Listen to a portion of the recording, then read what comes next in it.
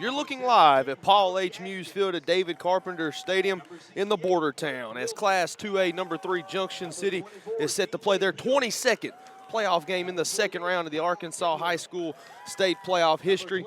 The Dragons enter at 8-2 overall, coming off a big victory against McCrory in the opening round last week. And this week in the border town, awaiting the Dragons are another set of Dragons, the Dragons from Mountainburg, the second seed out of the 4-2A.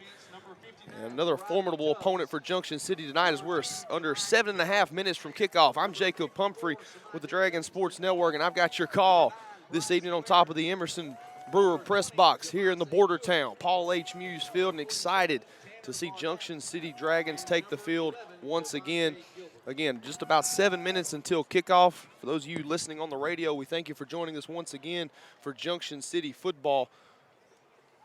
And now we have a special message from the AAA. Of Arkansas. The regulations which guide these events are adopted by the schools themselves and determine the type of program they believe to be the most desirable of the high school youth. The Arkansas Activities Association is one of 50 state organizations that belong to the National Federation of State High School Associations. This association formulates policies, game rules, and standards for inter-school competition. The schools of Arkansas have adopted these rules on eligibility, which correspond with those recommended by the National Federation.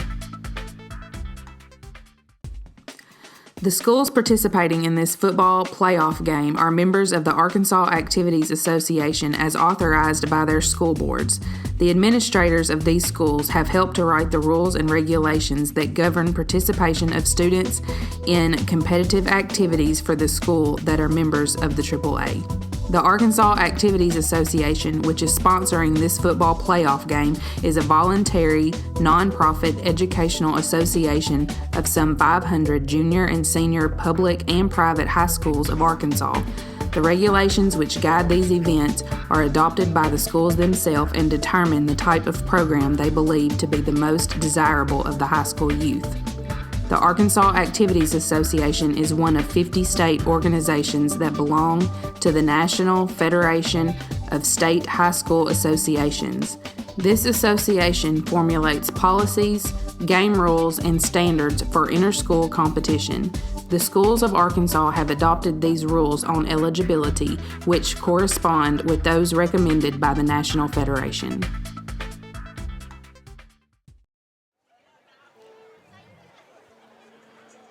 And thanks for that special message from the AAA. Again, we are just under 5 minutes until kickoff. Round 2 of the Class 2A state playoffs here in the border town. Junction City and Mountainburg with a chance to play a little post-Turkey Day football next weekend. Junction City wins. They'll host the winner of Mountain Pine and Desark. And again, throughout the evening, we'll be keeping you up to date with the other Class 2A state playoff games around the state, as well as how our neighbors up north in Smackover, how they're faring in their round 2 game tonight as well. Again, I'm Jacob Pumphrey, and hopefully be joined shortly here by our coach and in-house analyst, Gary Meeks. I know Coach is excited for this one, as the captains for both teams from Mountainburg, they've made their way to the field along the far side for the Dragons from the northwest corner of the state. Number 52, Winston Fryer. Number 15, Waylon Warren. Number 17, James Van Ori. And number 66, Colton Reed. 4 seniors for the Mountainburg Dragons. Again, the second seed out of the 4-2A. A pair of common opponents between these two teams tonight. Junction City victorious over Parker's Chapel, a conference opponent for the Dragons. And they also took down Hector in non-conference action a couple of weeks ago. Hector's also ended up winning the 4-2A, beating Mountainburg by just 4 points. And Mountainburg advanced to play Junction City tonight after a win over Parker's Chapel last week. And the captains for Junction City. To the field, number 59, Gerodney Tubbs. Number 9, Bryce Ware. And number 42, Anthony Anderson. As the Dragons have made that dawning walk up the hill, set to run through the sign here. We've got a little low-lying fog here here at the Muse. Definitely screaming playoff football as we're just moments away from kickoff here in Junction City. We'll step aside for 60 seconds. This is Junction City football on the Dragon Sports Network.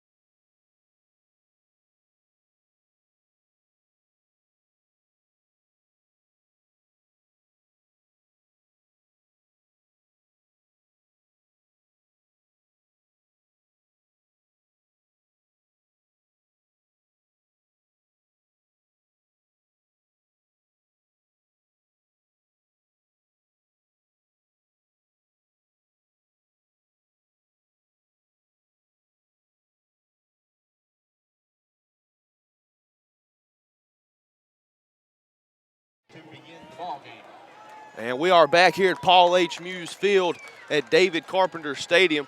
And the Junction City Dragons have won the coin toss. And I believe, if I heard the PA announcer, Mr. Bubba Gurley, announced that the Dragons will receive. That is the Junction City Dragons. Again, Dragons against Dragons tonight here in the border town.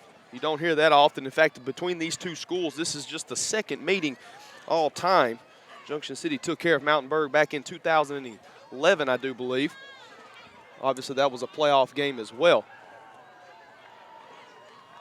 Again, the 22nd time Junction City has advanced to the second round of the class.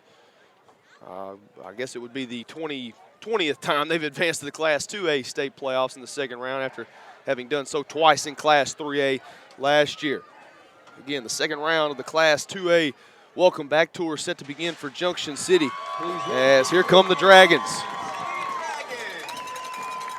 I'd like to take a moment to thank El Dorado Chemical, the title sponsor of the Dragon Sports Network, as well as Union Kenneland Farm Supply, sponsor of Junction City Dragon football, Generations Bank, Terminex, Langs's, LG Farm and Timber, Kevin Norris Memorial, Southern T-Shirt Company, Kim's Hair Salon, Junction City Florist, Hog Wild Pest Control, Red Roof Barbecue, Russell Cellular, First Baptist Church Junction City, and the Junction City High School Marching Band, Band Boosters.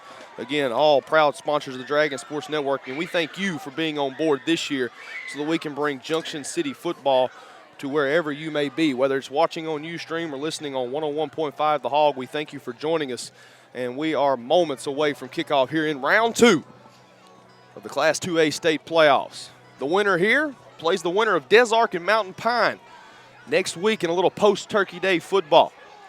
Junction City will receive, and the ever-deadly duo of Cook and Gibson back to return for the Purple Dragons. Junction City purple helmets, purple tops and bottoms, and Mountainburg in their blue helmets, white jerseys with the blue trim and blue pants. And it'll be a corner kick. That one's going to sail out of bounds at about the 25-yard line. So Junction City, great field position to start their first drive of the game offensively. I'll tell you what, I like Coach Jones deciding to receive the football. Go ahead and set the tone early here against a pretty good Mountainburg team. Going to be some big bodies up front in the trenches on both sides for the Mountainburg Dragons. Again, the 2 seed out of the 4-2A. And as we promised you, we'll be bringing you scores from around the Class 2A state playoffs throughout the evening as those develop. We'll also be checking in on Smackover, the other Union County school, still keeping their playoff hopes alive. And so the Dragons elected for Mountainburg to re-kick. And Van Orney has things teed up from his own 35-yard line. Gibson stands at his 20, as does Cook along the far side. And this time it'll be a squib kick, and it'll be fielded at about the 40-yard line, maybe just inside the 40. And that's Devontae Gilbert getting on the football. Smart move by the young man just to take the football, fall to the ground, and get his offense some excellent field position to start this contest. 1st and 10 for Junction City. Ball sets along the right hash, far side of the field. Dragons moving from right to left. Hutchison will work out of the shotgun. Gibson set to his left.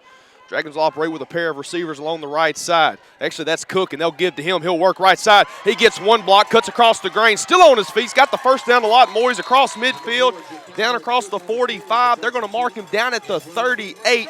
Big-time run right there by Jakyron Cook. 22 yards, a first down, and Junction City is in Mountainburg territory.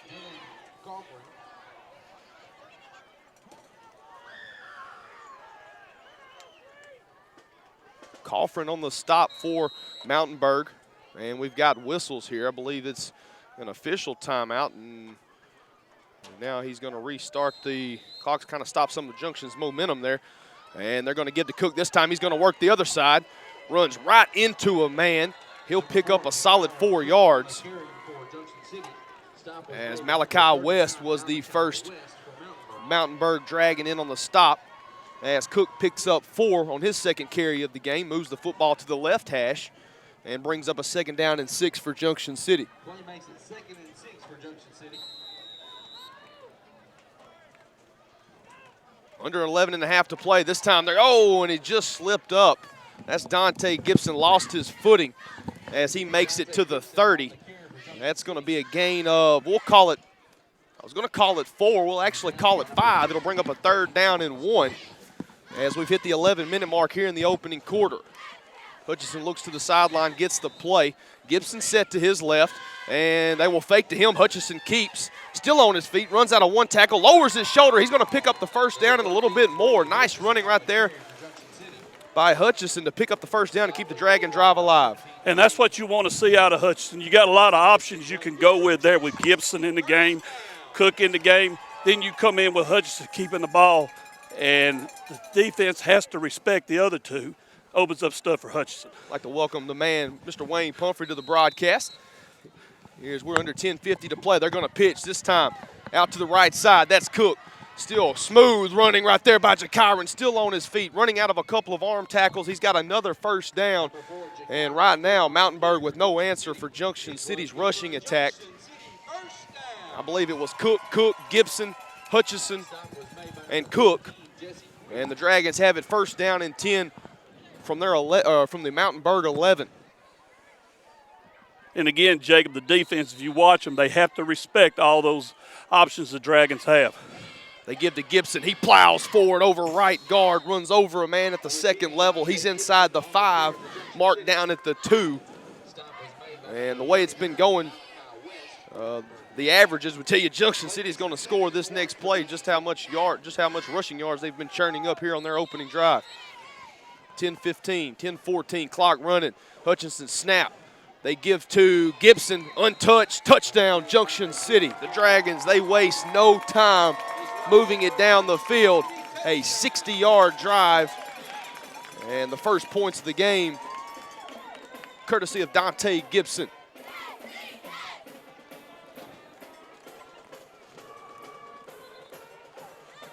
And Junction City offense looking to the side, getting a call from Coach Jones. And they're going to have the officiating crew reset the football to the left hash.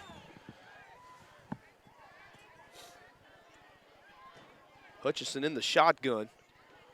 Cook to his left. Twins receivers to the top of the formation. That's Haynes on the far side. Gibson's inside. And they're going to give to Cook untouched. No problem at all. Nice seal block out there on the edge by number 24, DJ Hill. And with a timeout on the field, 10-10 to play here in the first quarter. The Purple Dragons strike first. They lead at 8-0. We'll be back in 30 seconds. This is Junction City football on the Dragon Sports Network.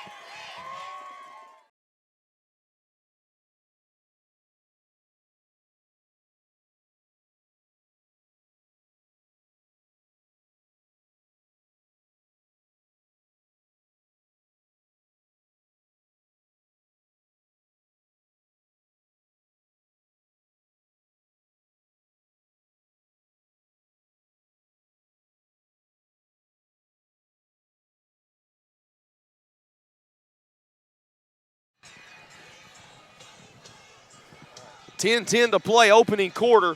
Junction City on the board early. They lead 8-0. For those of you just joining us, I'm Jacob Pumphrey with the Dragon Sports Network, and I'm joined alongside the man credited with starting it all, Mr. Wayne Pumphrey. And I tell you what, Wayne, really no problem for the Dragon rushing attack there on that opening drive. And let's go back to something, Jacob, while we got a chance here.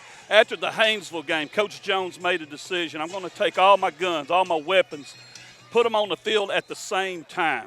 So you got Cook, Gibson, Haynes out there along with Hutchinson doing a great job at quarterback. You can't focus on one, and that's what you saw happen there. They're worried about everybody.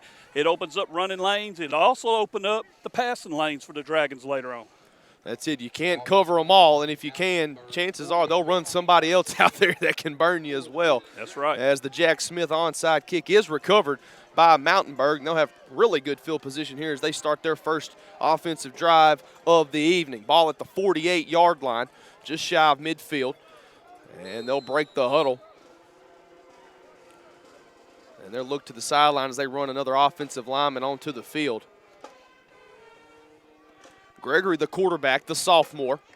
Taylor in the backfield. He's churned up over 1,100 yards so far this season as they audible out of the exaggerated flex bone. Taylor and wraparound. They'll give to him. Really nowhere to go. Javassier Cook in there laying the hat early. And it'll be a minimal gain. Actually a friendly spot. They'll give him about 2 yards. A great job by Cook there. And the Dragons have done their homework. You can tell they've watched a lot of film. Great read by Cook to shut it down immediately. And like you said, generous spot too. That was Jesse Quick on the carry. And again, they'll audible out of this formation. Twins to the left. This time they'll give to Taylor. Jet sweep along the left side. He's got a full head of steam. He's going to come out of a couple of arm tackles. He's got a first down. He's inside the 40. They're going to mark him at the 37-yard line. And I tell you what, that young man has got 1,200 yards on the ground this season for a reason. You can see it right there. Speed to burn. He did it. He got outside quickly. And something to keep in mind, Mountainburg has done their homework on Junction City. They know if they can get outside a little, there's running room. It's going to come down to some contain out there on the edge for those defensive ends of the Junction City Dragons. They motion Taylor out to the left. They'll bring him back in. Again, wrap around. They'll give to Malachi West, the senior. One of their leaders on the defensive side of the football gets the carry there. Minimal gain. Barnett, Junction City's leading tackler, in on the stop after a gain of about 3 yards to bring up a 2nd down and 7. We've hit the 9-minute mark here in the opening quarter. Junction City 8, Mountainburg 0. The Dragons from the northwest corner looking to try to even things up here. Man in motion. That's Quick. They're going to wrap back around to give to Taylor. And he's going to appear to have picked up a couple of yards, but he's met by Dante Gibson, and the rest of the troops follow. Gilbert, Javassier Cook, Tanner Barnett in on the tackle as well. And if you're Mountainburg, and like I said, you could tell they've done their homework. They're trying a little misdirection and stuff to try to catch us off guard, swing it outside, because we've had a little trouble on and off during the season containing. Look for them, if they go to the air, to try to hit with some slants. Van Orney breaks the huddle. He'll be the lone receiver to the left of the formation. They'll keep a pair in tight, both sides. They'll fake, and they'll throw the screen pass. He's got a man. He's got the first down and a little bit more, as he's going to be just shy of the 20, but a big push of the pile is actually going to push the receiver into the 15-yard line. They're going to mark him at the 14. That was Jesse Quick, and I tell you what, having to account for Austin Taylor allows for a couple of these other playmakers on the Mountainburg offense to get some running room. Malachi West, and we just saw there the little screen pass, little dump pass out to Quick, and he was just that. Quick got out there in the open, and 1st and 10 for the Mountainburg Dragons. Again, they're going to audible out of the formation. They'll change things up. Taylor, he's in motion across the formation. They'll fake to him. Couple of blocks right there for the sophomore quarterback. It'll be a gain of a couple for Gregory. They could still, of course, make a first down without scoring, but if you're Junction City, you want to definitely try to get a either zero stop or negative play here. Force them to try a little something different. The end zone can be your friend, of course, if they try to throw, because it's the barrier there. It cuts down on their passing lanes a little bit. But look for something to the outside here on this 2nd down. 2nd down and 5 after the carry from Gregory. Claps his hands together. Skill players will move into another formation. They'll stack a pair of twins receivers to the right, and they'll give to Taylor. He'll go behind some blockers, still on his feet. Nice little running right there by Taylor. He'll move it inside the 5-yard line. And again, they see the opportunity there, Jacob. They're going to keep hammering that outside. Like I said, little misdirection, jet sweeps, whatever it takes. Spread that defense out a little, and then with a couple good blocks, you can make some big gains. First down for for Mountainburg. And it'll bring up a goal-to-go opportunity. Ball spotted just inside the 4-yard line along the right hash.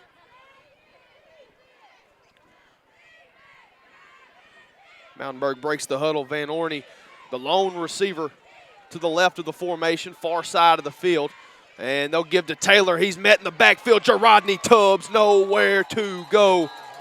The big fella wraps him up and drops him for a loss. It'll be a loss of about 5 yards.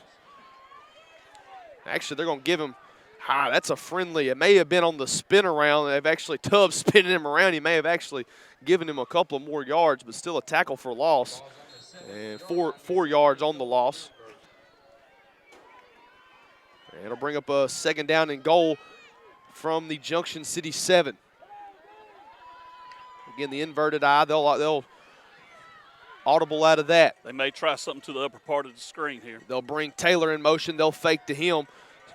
Receiver runs a slant, incomplete. I tell you what, that's a risky pass. He was trying to hook up with Van Orney. Cook had the coverage man-to-man, but then they rolled into an actual kind of a nice little defensive call right there by Brad Smith. They had the linebacker dropped back. Really, when you only have one receiving target, that's it. They had one choice to go. But that's the thing. They saw the upper part of the screen, the upper part of the field there. That's where their opening was at, and they wanted to work a slant out of it or go jet sweep possibly. They went slant. We defended it well.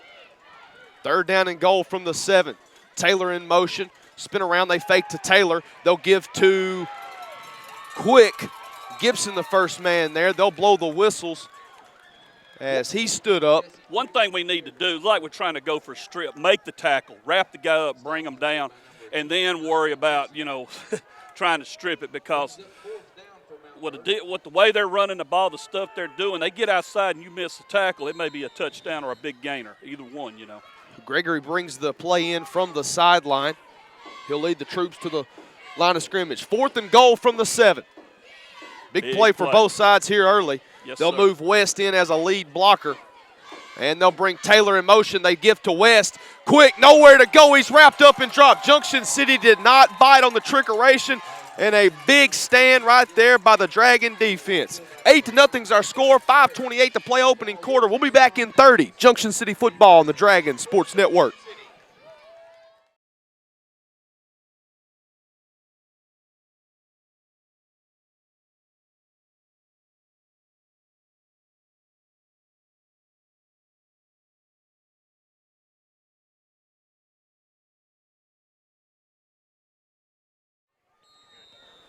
First and 10, Junction City from their own 8-yard line. 5:28 to play first quarter. Dragons scored on their first drive. Just got a big defensive stand. A turnover on downs as Hutchison connects with Haynes. He's got the football. 30, 40, midfield. There ain't a soul in the place going to catch him. 30, 20, 10, 5, touchdown Junction City. 92 yards. Brady Hutchison to the Cavante Haynes. And just like that, Junction City's up 14-0. How about that? And you just saw, I believe, don't hold me to it, the 3rd longest touchdown pass in Dragon history right there. And Jacob, it's all set up what we said. Who do you cover? Do you cover Cook? Do you cover Gibson? Do you cover Haynes? You got to worry about Carroll if he's in there. And it's something I want to touch on in a minute, what Coach Jones did after the Haynesville game, and it's paying dividends now. 5:13 to play, one play drive, 92 yards, 15 seconds. And the Dragons will go from 2, ball on the left hash. And they'll give to Cook. Great blocking out there on the edge. See if we can get the number of the big fella out there. I believe that's Kidwell. Nice job by Kidwell to spring Cook. 5:13 to play in the first quarter. Junction City 16, Mountainburg 0. We'll step aside for 30 seconds. This is Junction City football on the Dragon Sports Network.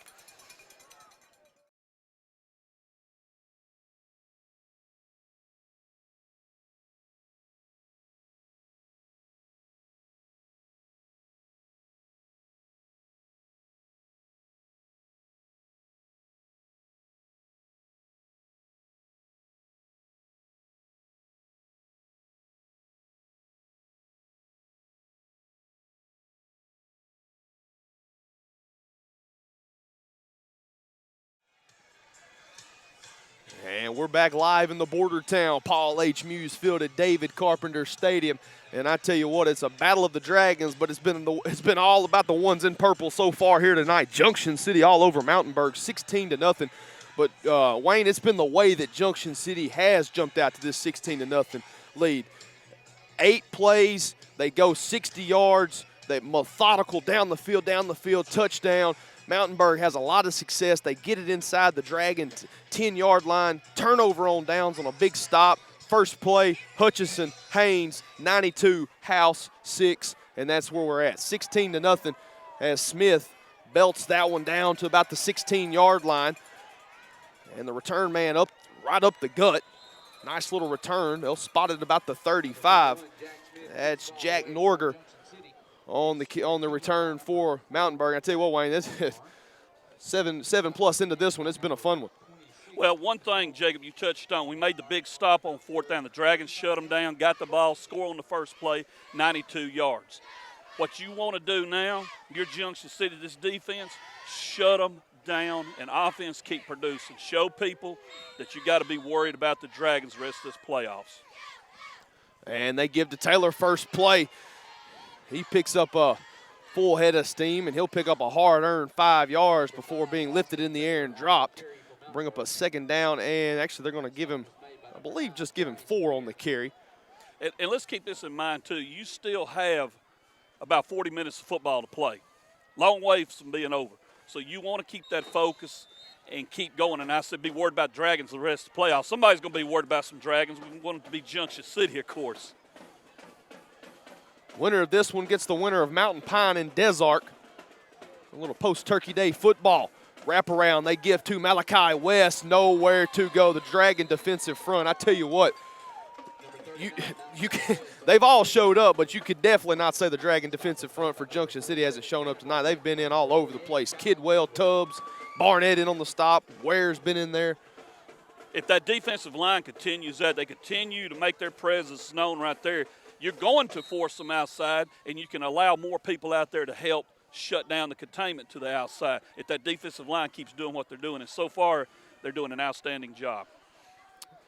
And they'll audible. They'll go a trips bunch formation to the right side. They'll bring Taylor back in motion across the formation, and Gregory's going to keep it. He's going to throw. Might have been past the line of scrimmage. Cornerback falls down, and now the receiver falls down. He saw Cook coming in hard. And Quick has the football down at the 20. And I tell you what, that might have been close there. I couldn't tell if he had already moved past the line of scrimmage before he tossed it. Nonetheless, great job by Gregory to see his man open down here along the near sideline. If he wasn't past the line, he was right on it. But again, one of the weaknesses the Dragons, you hope they can get fixed, it's the secondary play. I mean, if there's been kind of a Achilles heel here, it's been that. And you want to get it fixed, before you go any further in these playoffs, of course. Under 3:40 to play, first quarter action, 16-0 Junction City. Mountainburg driving once again. Gregory's being pressured from the backside. Carroll. He's going to be wrapped up in drop. Jamiah Carroll all Great the way job. back from the far side of the field. Wraps up Gregory before he can release the football. And, Jacob, that's what we was talking about. Another guy that we talked about on the offensive side of the ball as a playmaker you got to watch. But Carroll right there showing the hustle, runs them down. And that's what you want this defense to do. Okay, they made a big play. That's good. Now you come back and make a defensive play to negate that. And we just did. And that's what we need to do. You do that and you put them in situations they don't want to be in, we come out on top. Loss of 3 yards on the sack from Carroll. Gregory breaks the huddle here on 2nd down and 13. They'll move all 3 skill players out to the right, bunch trips formation from the left hash. Gregory will keep it. He'll follow behind the blockers along the right side. Still on his feet, hit hard at about the 18-yard line. Javassier Cook brought a bad attitude with that one. Wow. Gregory picks up about 6 yards, but it'll still bring up a 3rd down and long for Mountainburg. He got back the lost yardage plus a little bit extra, but he was just kind of following his blockers, easing through there, and he made the mistake of easing on a little too far and got hammered. And bringing that hammer again was Javassier Cook. Several big hits from the senior so far tonight with 2:10 to play in the opening quarter. Junction City 16, Mountainburg 0. And again, Jacob, I don't see it here. I was going to say watch for the slant. And they'll bring Taylor in motion. They'll wrap around. Gregory throws on the run. Incomplete, almost intercepted. Devontae Gilbert wasn't able to haul it in before it hit the turf. Pass falls incomplete, but it'll bring up another 4th down for Mountainburg in Junction City territory. I tell you what, Wayne, so far tonight, Taylor, I don't think they've ran an offensive play in which Taylor has not been in motion. That's it. Like, they may not have given him the football, but he is always in motion before the play on just about, if not all of them, at least 90% of the plays they've ran tonight, he's been in some kind of motion. I agree, and part of it, I think, is they're trying to motion us out of a, put us in a situation we don't want to be. Like right here, again, they're going up to the top, and he's wanting to look that way, and he didn't have time. Jump pass, Gregory pressured immediately. He had a man in quick. He tried to use one hand to haul it in, unable to get his paws on it. Falls incomplete, and another defensive stand for Junction City. Bend but do not break. That's it, bend but do not break. And Jacob, what you saw there, again, let's go back to the top part of the screen. You get that one-on-one. There's nobody else there. But what they were going to do was clear out, and like you said, I believe you said quick, bring him over. You get it to him, then it's a race for the end zone. At least a 1st down. Timeout on the field. Dragons of Junction City call it. 1:48 to play, 1st quarter action. Junction City 16, Mountainburg 0. We'll step aside, be back in 30 seconds on the Dragon Sports Network.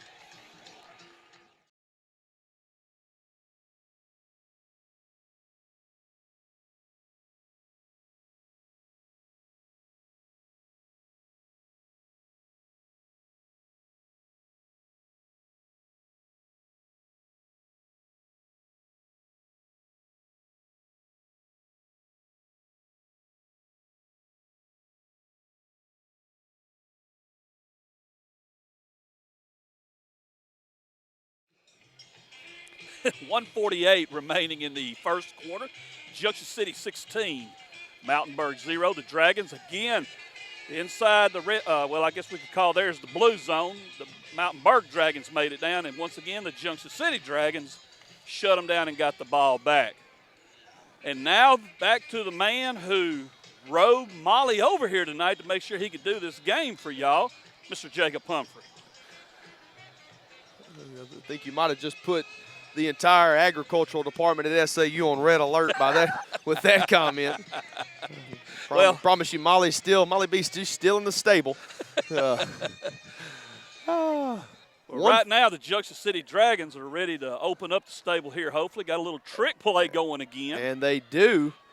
And that's going to be Cook. Big block on the edge by Kidwell. And there goes Jakyron Cook. Nobody's going to catch him either. 20, 15, 10, 5. And he stumbles at the 3-yard line. And so far, that has been the epitome of the action here at Paul H. Muse Field. The only thing slowing down Junction City is Junction City as Cook falls at the 3-yard line. And they actually mark him at the 4. Trickeration right there. They had the center as the last man on the line of scrimmage. They had the other, 9 linemen to his left along the short side of the field. And it was a slow read from Cook, and he just jetted on down the Dragon sideline, again tripping up and falling at the 4-yard line. Wow. And I believe it'll be Dante Gibson will reap the benefits of Cook's stumble as he takes it in from 4 yards out. 1:31 to play in the 1st quarter. It is 22-0 Junction City. We've seen a 8-play drive, a 1-play drive, a 2-play drive, and it's 22-0. The Border Town Dragons on top of those Dragons from the northwest corner of the state in Mountainburg. Well, let me throw a little more history at you real quick. You just saw and they're going to do the 2 here. They got it, I believe. Yep.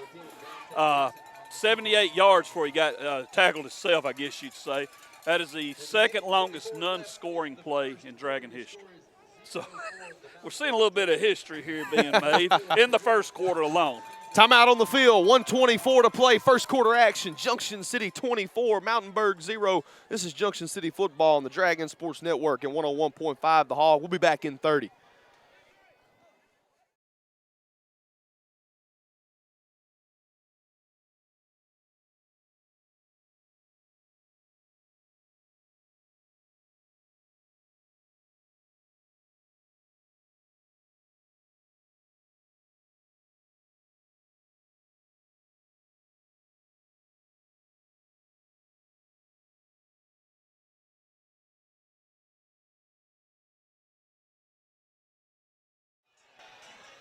And we're back in the border town. It's all Junction City so far in this one. Second round of the Class 2A state playoffs, and the Dragons are up 24-0 over the Mountainburg Dragons, the 2 seed out of the 4-2A, as Jack Smith has things teed up from about his 40-yard line. I tell you what, Wayne, you got to like what you've seen so far out of Junction City. Yeah, I mean, your defense, we talked about it a while ago, bend but don't break, as you see the kick go out of bounds. And then your offense turns around and strikes. And that's what you want, because you talk about momentum. You talk about you got to take the fire, no pun intended, out of these Dragons from Mountainburg. You got to shut them down completely. Like we said, there's still a lot of football to play. We've been known to give up big leads. I'm not trying to jinx us none, but what I'm wanting to see more than anything now is this team play like a team that's a state title contender. You know what I'm talking about. You guys took care of business back in the day by, hey, we should beat these guys. Let's go out and beat them. And you didn't let up till it was over with. That's what I want to see tonight out of this bunch. Well, the Mountainburg elects for Junction City to re-kick. Smith will do so, this time from his 35-yard line. And again, you talk about, as it's an onside kick, ball's on the ground, it's loose, and I believe Junction City is going to come away with it. Mountainburg was not expecting that. I don't know if too many people were, but Junction City, I don't know why, because they've been known to onside kick it several times this year. And Junction City, who has already had multiple drives of 50 or more yards tonight, will have it from their own 49. Okay, again, here's another opportunity. Just had a Mountainburg mistake. You make them pay for it right here. Drive. I ain't saying you got to do it in one play, nothing like that, but you get some points out of this one. There's a player shaking up on the field. We'll step aside for 30 seconds. We'll be back on the Dragon Sports Network.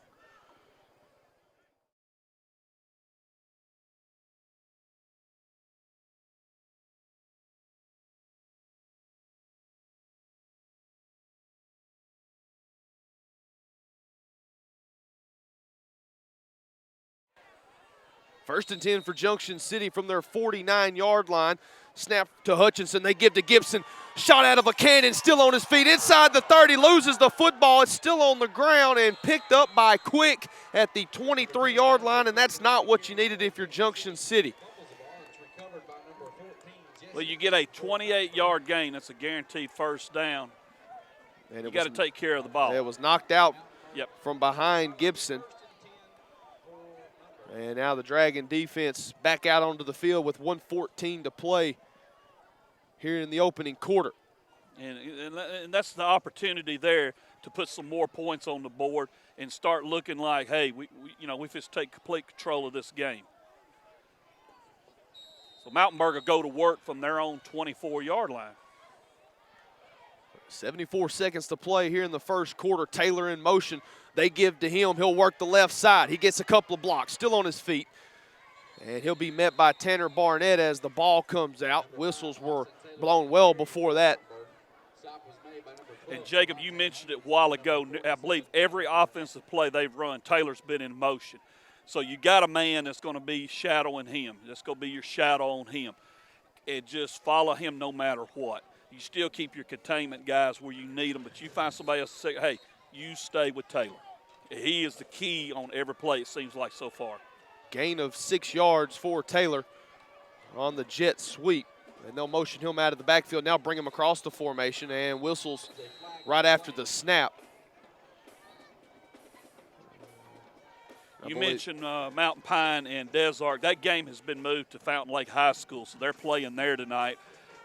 Field conditions at Mountain Pine, I believe at Mountain Pine is where they're supposed to play, unable to play. Of course, Smackover moved their game to El Dorado to face Danville. And for Smackover, I mean, hey, a great move. Their field was unplayable, but more than that, you get on that turf up there, Wildcat Stadium, that speed opens on up. And I mean, besides El Dorado's not using it, so hey, well, we might as well go ahead and use it ourselves. You know, that's what Smacko was saying. I had to do that for one person's benefit. Yeah, but I think a lot of more people might have took offense to it than that. Hey, they know me. 32 seconds to play. Clock going to start here after the neutral zone infraction by Junction City gives Mountainburg a first down. They've got it 1st and 10 from the 35-yard line. Again, Taylor in motion. They'll fake to him. They give to West. The big fella pounding up the middle. He's finally brought to the ground by Jakyron Cook. Another solid gain right there as West appears to be shaken up, slow to get to his feet. And 6-5, that'll be the last play of the first quarter. Timeout on the field. 24-0's our score. Junction City over Mountainburg. We'll step aside for 60 seconds. This is Junction City Football, the Dragon Sports Network.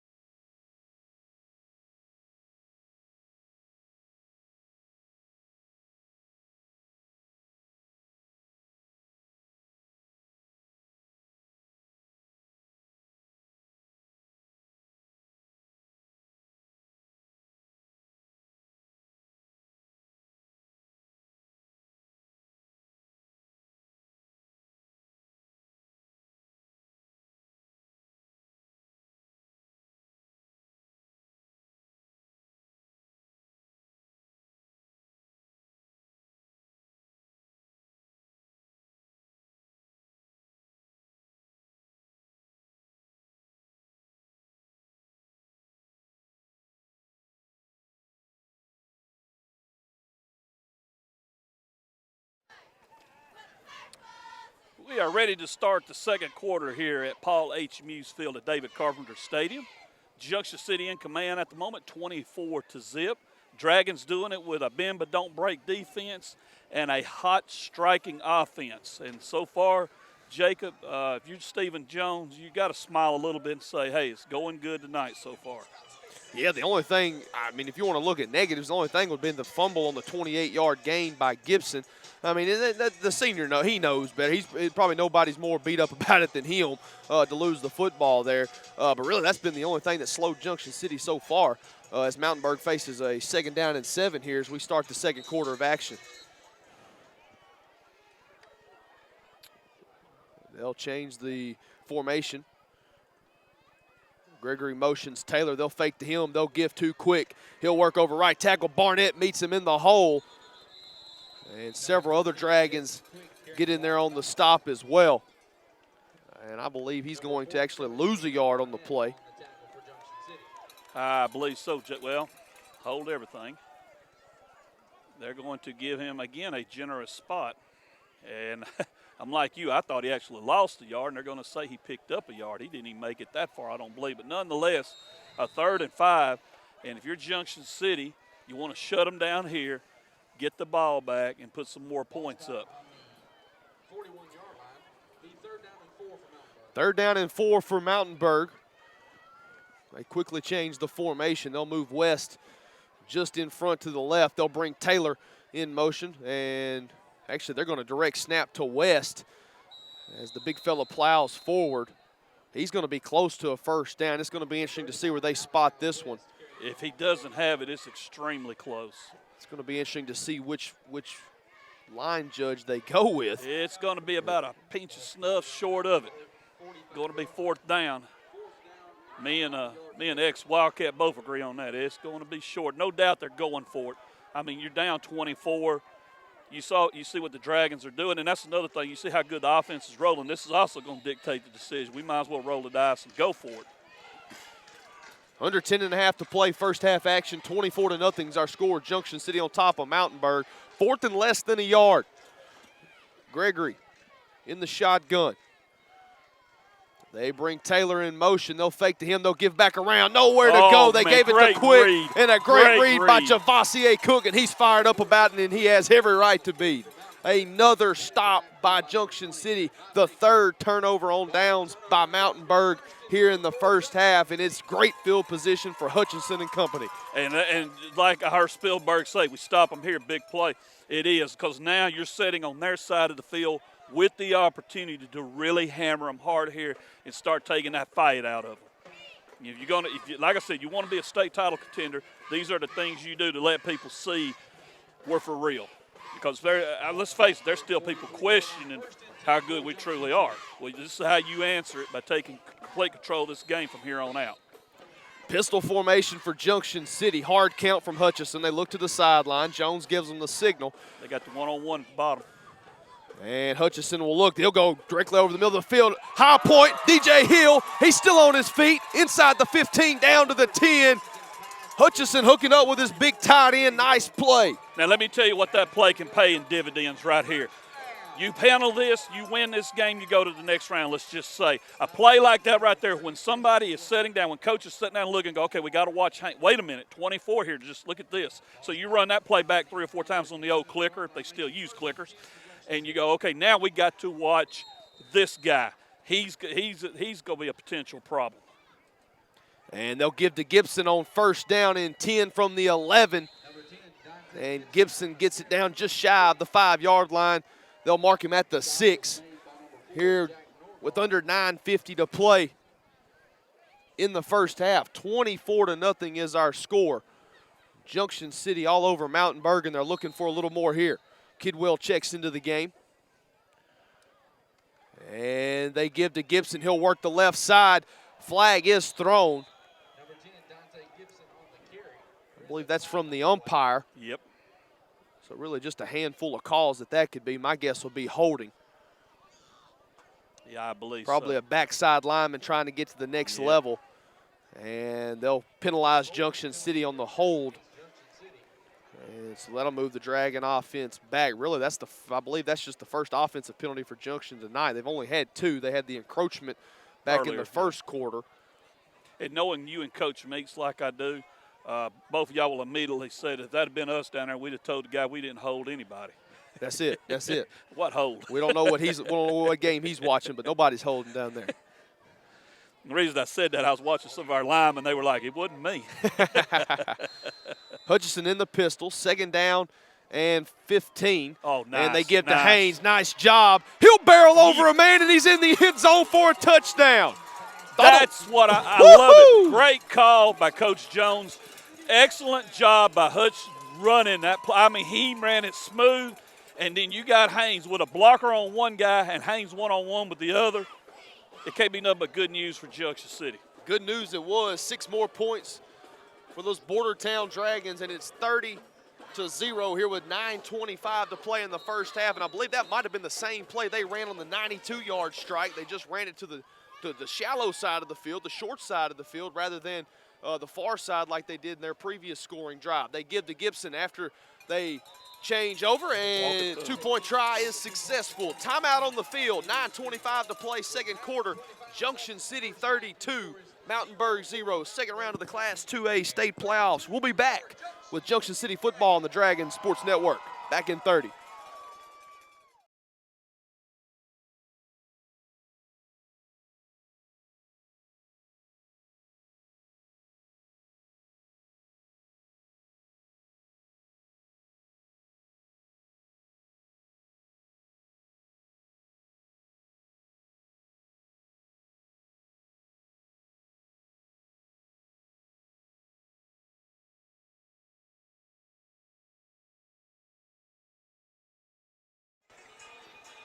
$9:25 remaining in the first half here at Paul H. Muse Field.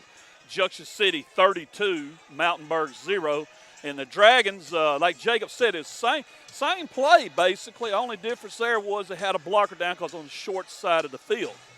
But on the previous play that they run just like that, Haynes, of course, one-on-one and 92 yards. And now to your play-by-play man who once had dreams of being a return man, Mr. Jacob Humphrey.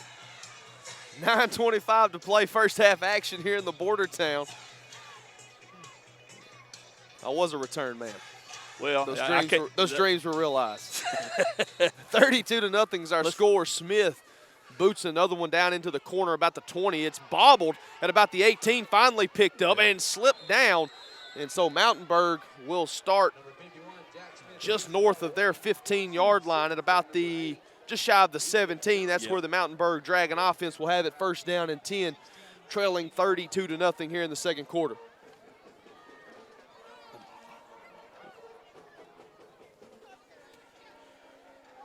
Here in a minute, we'll take you over to the Russell Cellular scoreboard for some updates. A lot of good action going on around Class 2A. Indeed it is, and we definitely want to keep up with a couple games and see what's going on, Really, especially the 2A bracket. Really a lot of good second-round matchups all across the state in Class 2A. In fact, let's go to the scoreboard, Jake. We get a chance here.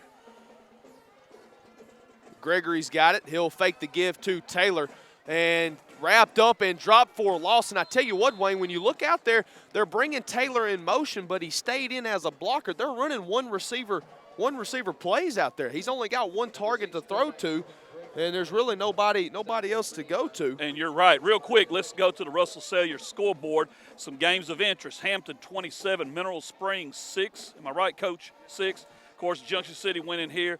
Mount Ida 16, Hector 7, Hazen 16, Gurdon 0, and Desart 14, Mountain Pines 7. The winner of that one gets the winner of this one. And they'll give to Taylor. He's still on his feet on second down and 12, and he gets the first down and a little bit more, gets to the next level. That's the biggest gain of the evening for Mountainburg. And that'll put them in good field position here up to the junction, their own 35-yard line. That's where they've got it first and 10 on the far hash. And Jacob, like we talked about earlier, Taylor, there's no doubt about it. He is one of the keys to this offense. They have him in motion. They have him moving, doing a little bit of everything. And a lot of it's either to misdirect them away from who's going to get the ball, or they're trying to set him up where he can get it with some open field. First down and 10 after the big play from Taylor. They'll bring quick in motion. They fake to him. They give back to Taylor along the other side of the formation. Get my words out there as Jakyron Cook wraps him up for maybe not a loss. It'll be a minimal gain. I believe they'll say he got back to the line of scrimmage. That'll bring up a second down and 10 with 8 minutes to play here in the second quarter.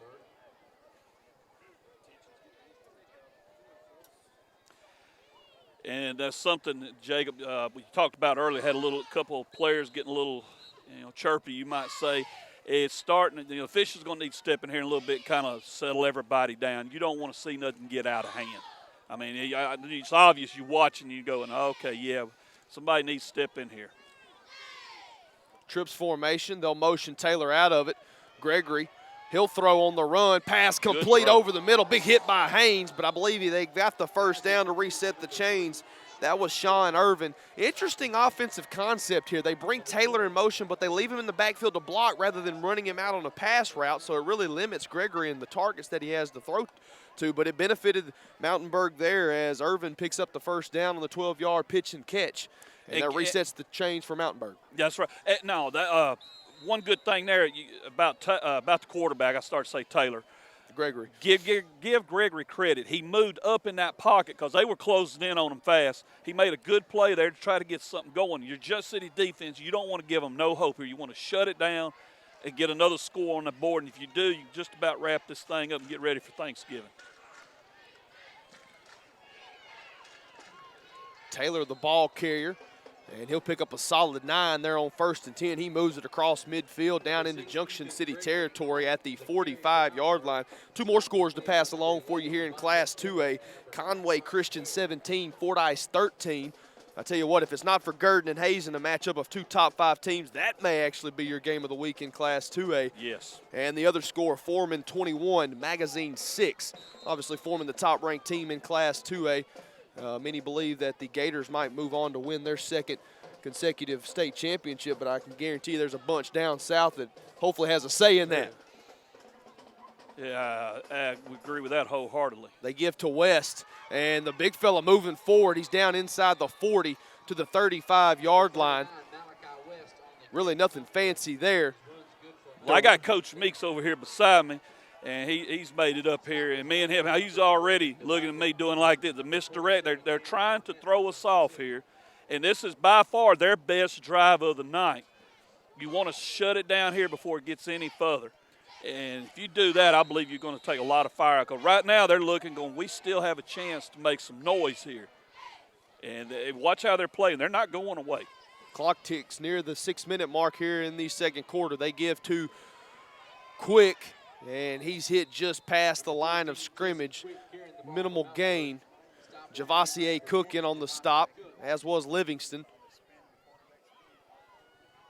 And so Junction really did a good job with the misdirection late along that first drive after Mountainburg was able to move down inside the 15. They were able to hold their ground there to force the first turnover on downs. I was a guy, like I said, I got Coach Meeks beside me here. We're kind of studying. You're talking about like a dead tee, ain't you, Coach? That's what, yeah, they got that spinner back in there. They're running that dead tee on us, with getting some misdirection in there. And so far, they're getting a little bit of success with it. And that's why they're down where they're at. Again, it's about the same thing. Good read by Dante Gibson to shut it down, Jacob. I mean, that's what you want. We talked about a while ago. Keep that containment. And you're going to have to force them to try something else they may not want to try. Malachi West, 6'1", 215. He's just a little bit of a load to bring down, showing some agility as well. But a nice play by Gibson out there on the far side to knock his feet out from under him and keep him from being able to get that far sideline. And no gain, and like we talked about earlier, now you're in a 3rd and long situation. So they'll shift the formation. They'll go trips bunch to the right. They'll bring Taylor back in motion to the left. And Gregory rolls out, still on his feet. He's going to keep it. Got to wrap and up. He'll carry for about 6, maybe 7 yards. And again, that may be something Junction City has to watch. Just seeing that kind of brings back some memories of some of those plays Bearden used to run back in the day. They bring Taylor back in motion, and they're going to roll out away from him. The next thing you know, they throw back across the field to Taylor, and you kind of hope nobody's home. Luckily, that wasn't the play call there. Yeah, they did that with the show, with Young, with Lowe, all of those guys, you know. That was one of their favorite plays. Fourth down and 5, 4 minutes to play. First half action, 32-0 is our score. Junction City on top as they bring Taylor in motion. And I believe they're going to get Jarodney Tubbs. Yep. And that should reset the chains for Mountainburg. You don't want to help them here none. You was mentioning actually they're going to call a false start. Well, that was the initial sign. Well, now the lineman moved about the same time Tubbs did, but I saw the lineman move, but Tubbs, I guess you could say, kind of influenced the move, and that may be what the discussion is. But he did not go across the line. And Jacob, you was talking about Bearden running that little kind of a flare pass back to the backside. Coach Meeks was talking about a while ago. 2003, they run into Hughes. I'm trying to think who else was good about that. Of course, Horizon, when they had, what was his name? Help me out. 04. Yeah, that joker, man, he could run it. That's still the best I've ever seen it run. That's back 04 when we met him here in the semis. So after the 10 yards is marked off, Mountainburg's drive is kept alive. 3:54 to play, first half action. We need to shut this down. And they're trying to reset they were trying to reset the play clock. They're unable to as Quick carries. He'll pick up 8. So some holes starting to open up along that Dragon defensive front. Yeah, one of the things you don't want to do is get complacent. You don't want to sit there and go, okay, we got it taken care of, and you don't. There's still a lot of football to play. You want to at least pound one more score over there, and then things will definitely be going your way. But you still got to get that one more score. And this group from Mountainburg, they're still showing fight. You got to give them credit. They're down 32, but they're showing a lot of fight. Gregory in the shotgun. No back set. They'll bring Taylor in motion. Fake to him, give to Quick. He'll pick up the first down. Still on his feet, running hard. Getting a push from behind. He'll be just shy of the 10-yard line. I believe they'll mark him just inside the 12. We're under 3 minutes to play here in the first half. And Mountainburg, I really love the effort they're giving. Their running backs are still running hard. They're not trying to say, hey, I got to run this play, get it over. They're running hard. And they're staying with their approach, too. I mean, they're staying with their offense. They're not getting fancy with it and trying to open things up here. They're staying with what they know, what's got them here. And so far, it's benefited them here on this drive as they give to Taylor, their main man. He'll get the outside and forced out of bounds by a host of Dragons, but not before he picks up about 4 yards on 1st and 10 from the 11-yard line. So to bring up a 2nd down and 6 from the 7. So they can pick up a 1st down without scoring, as the clock has ticked under 2.5 minutes here in the 2nd quarter. Dragons making a couple little changes there in the defense. They've been hitting us in the middle, so like we're trying to shut that down. Let's see if they try to swing it out wide here on this 2nd down. And again, they bring Taylor in motion. And actually they're going to be, I believe it was the direct snap to Number 6, Ethan Gregory on the quarterback keeper. It's Gregory on the keeper. He kind of spun out and then spun back out, into the yeah, middle. I tell you and what, again, he tried to hit the middle. Near the 2-minute mark here of the first half, 32-0 is our score. Junction City on top of Mountainburg.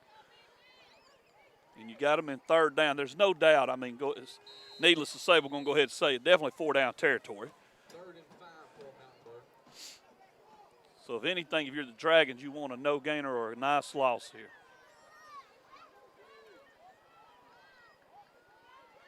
3rd down and 5 from the 6-yard line. Clock ticks under 145.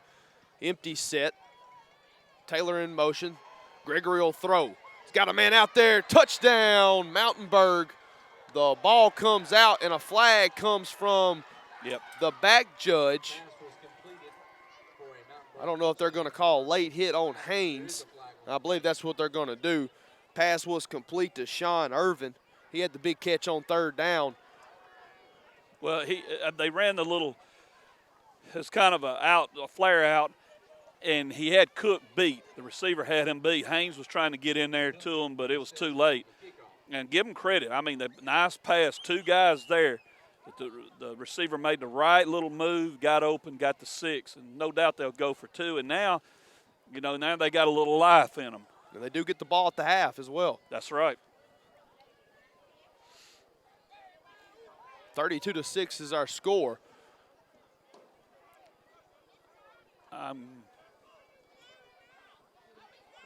Is that going to be assessed on the kick? Yeah. It will be assessed on the kickoff. Look for the onside kick. And so they'll go for the 2-point try here. Yeah, you can't assess the 15-yarder here on the 2-point try. Right. So Gregory in the shotgun, and they'll bring Taylor in motion. And they're going to fumble the snap. He'll pick it up, and nowhere to go. And there's another flag. All right, now things. Stop was made by number 54, Samaje Livingston. And so we'll wait to see what things get sorted out. I mean, that was a quick flag, too. I don't know if there was anything really much that could develop for you to throw a flag. Right. Unless he has a quota to meet or something. Face mask on Junction City. Half the distance. Daggum. So it will be half the distance to the goal. I wasn't sure if that was something they could go ahead and just tack on to the actual penalty that they've got coming on the kickoff. Well, that's why I was wondering. But they'll have to run the actual play, so they'll put it half the distance here. As again, they rock her out of that formation. Taylor to the left. They'll bring him in motion. Left to right. Spin around. They give to Quick. Nowhere to go. Wrapped up and dropped. And dropped here we hard. Go. Samaje Livingston. Javassier, several guys in on the stop. 32-6 is our score. Mountainburg strikes for the first time tonight. 1:31 to play, first half action. We'll be back in 30 seconds. This is Junction City Football on the Dragon Sports Network.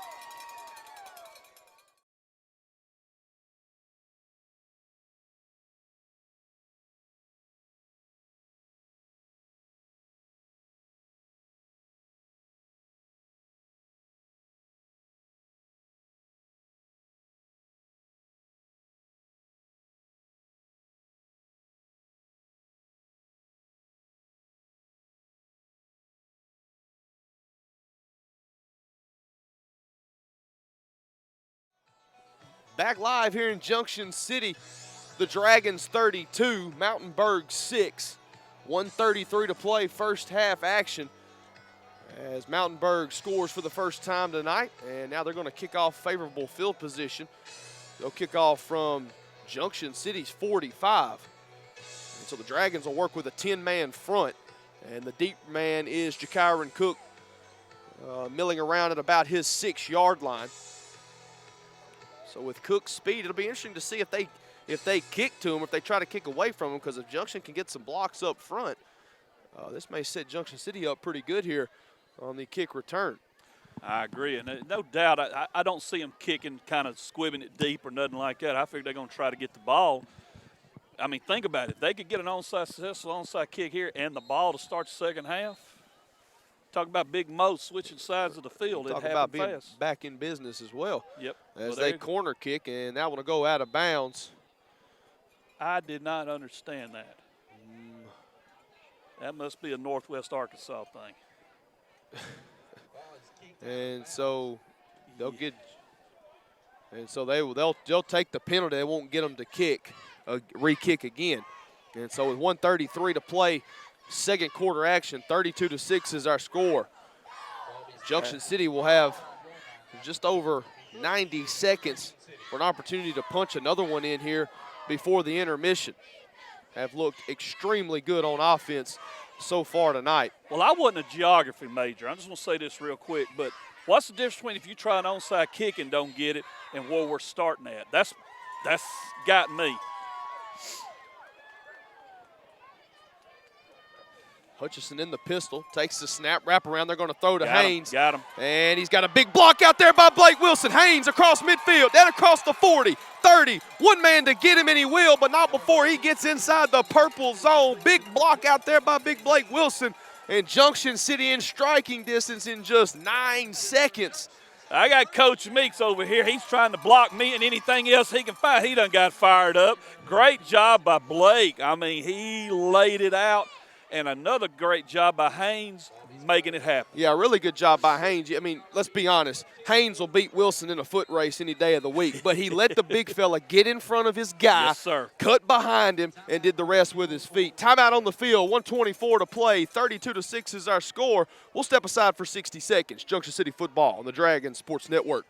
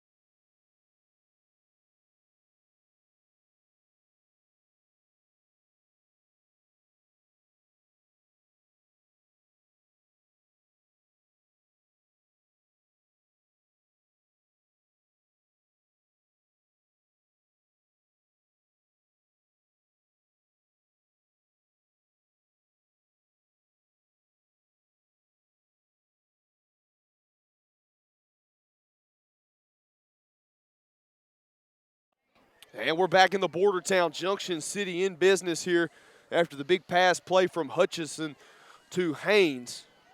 Haynes over 150 yards receiving tonight here in the first half. Spot pass out to Cook. Big block by Haynes. Cook still on his feet. Made a man miss. Left his shoes at the 3. He saunters in for the touchdown. Wow. A nice move out there on the end by Jakyron Cook. All possible from Cavante Haynes. He got Junction City down there because of a big block. Then he gives a big block himself to get Cook in the end zone, and it's 38-6 with a $1:17 to play in the first half. I tell you what, I said it before, that young man needs to be on Dancing with the Stars.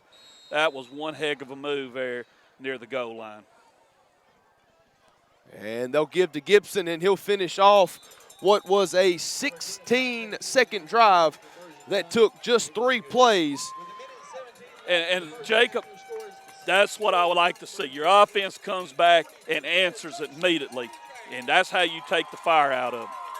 Timeout on the field, 1:17 to play, first half action. Junction City 40, Mountainburg 6. This is Junction City football on the Dragon Sports Network and 101.5 The Hog. We'll be back in 30.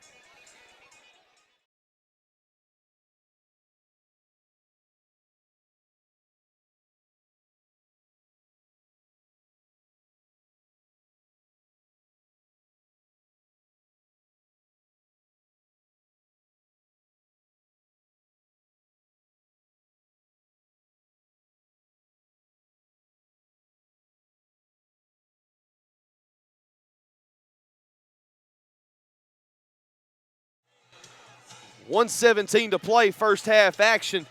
Junction City 40, Mountainburg 6.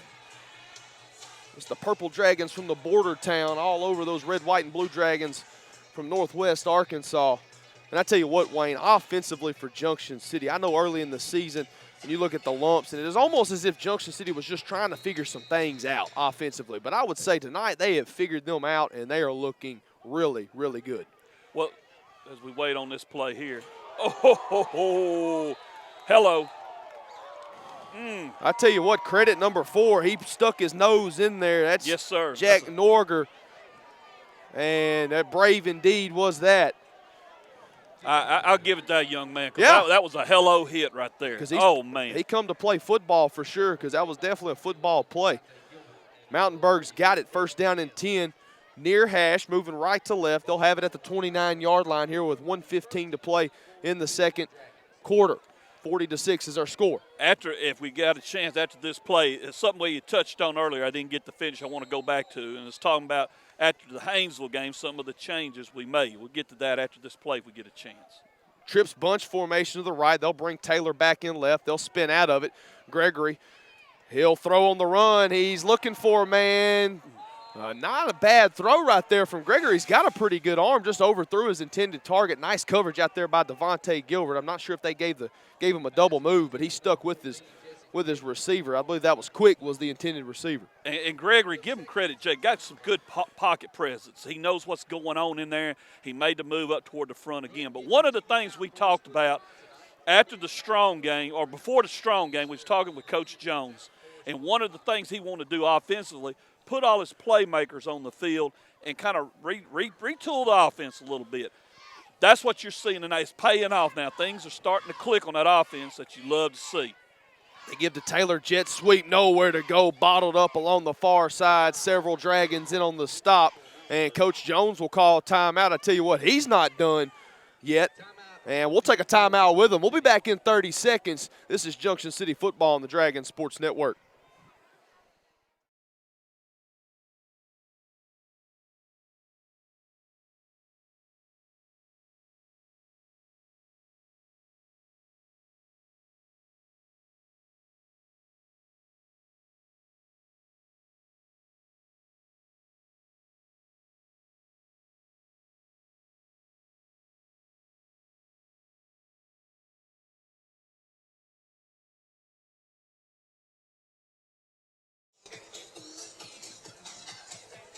.101 remaining in the first half. Junction City 40, Mountainburg 6. And something we was talking about right before we went to the break, up here with Jacob Pumphrey and company.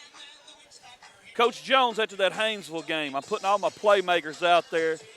I'm going to make you worry about every one of them. And Jacob, we're seeing it now. But as the seasons went along, you start seeing,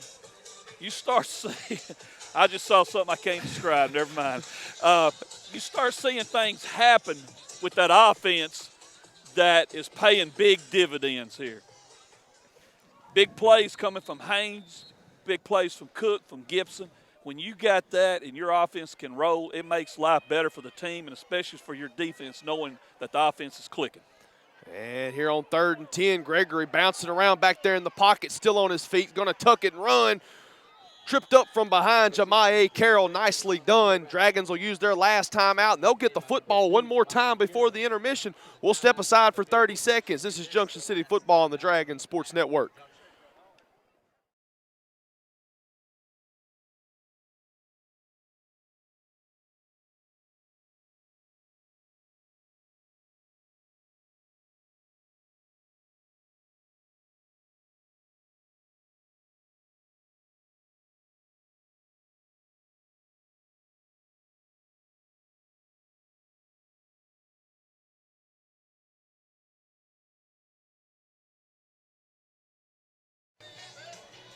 51 seconds to play. First half action, Junction City 40, Mountainburg 6. Dragons just used their final timeout of the first half as Mountainburg faces a 4th down and 6. You got to think they're going to punt it.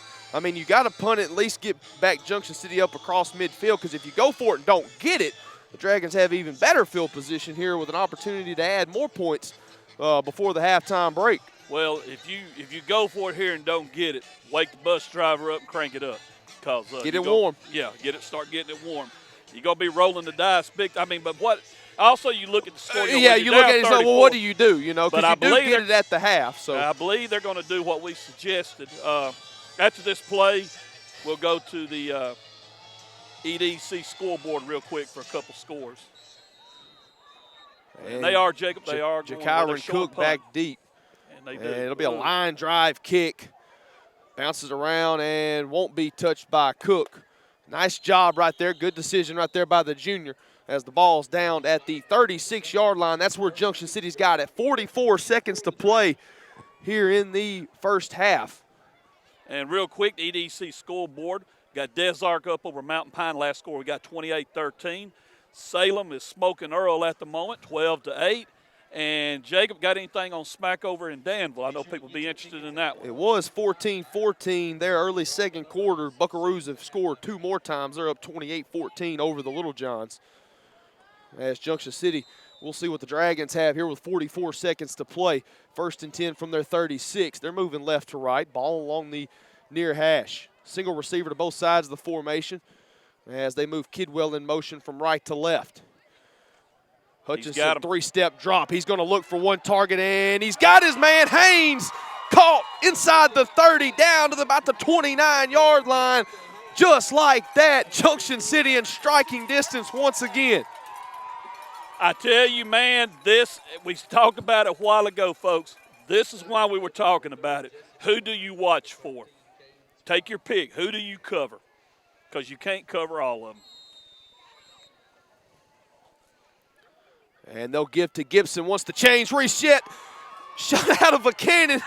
Can't get my words out. He's down inside the 15 to the, I believe they're going to mark him just shy of the 10. Now they're going to give him the 10. First down, Junction City. They've got to hurry. No timeouts. 29 seconds to play first half.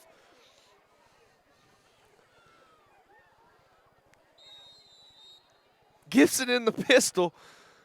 Hutchison in the pistol. Gibson set behind him. And the clock will start 20 seconds. And they'll rocker. Junction City kind of taking their time. And they move Kidwell back to the right. He'll be the lead block to Gibson. Man diving in at his legs, still on his feet. Junction City's going to have to hurry. 10 seconds. 9, 8. They got to get to the line. They got to get it set. 5. Don't leave it there. 4, 3, 2, 1. And I don't believe they got it off. Hold on. Let's see. This will be going to not a good play to run when you're. Well, the motion kind of took a couple of seconds off. Because you cut yourself down to one play now no matter what. And they're going to say 1 second left, so we're going to see, and I believe it's going to be a Jack Smith field goal attempt. And rightfully so, with 1 second here, Junction City leading by 34. Successful field goal gives them 37-point lead, rather. And that would invoke the running clock here as we were to begin the second half here shortly. And Mountainburg will call a timeout. We'll step aside for 30 seconds. Junction City football on the Dragon Sports Network.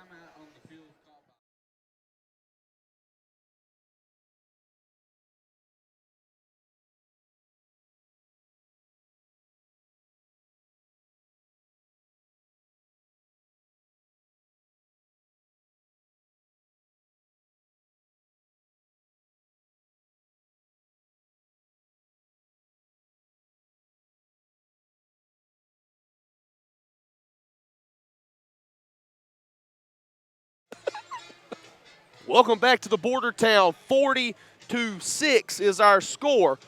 Ball spotted middle of the field at the 10-yard line. And it will be a 27-yard attempt here with 1 second left. Would give Junction City a 37-point lead here as we hit the intermission. Hutchison to hold.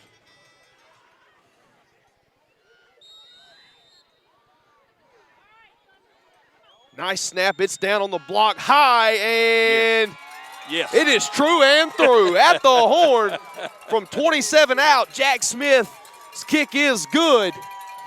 And at the half, Junction City 43, Mountainburg 6. And we'll step aside for 2 minutes. We'll be back with the halftime show here in the border town.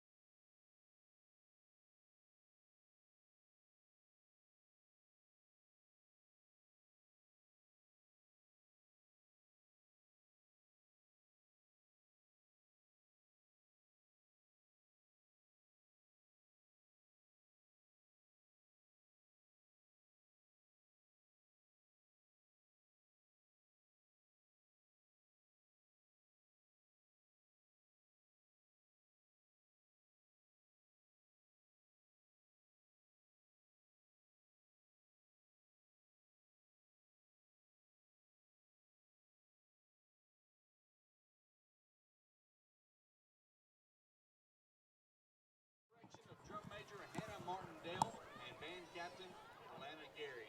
With their show, All right, we are back at Paul H. Muse Field at Dragon Stadium, and right now taking the field, the sound of the border town, your Junction City High School marching band. Enjoy it, folks, and we'll be back after that with our halftime show. the field is yours.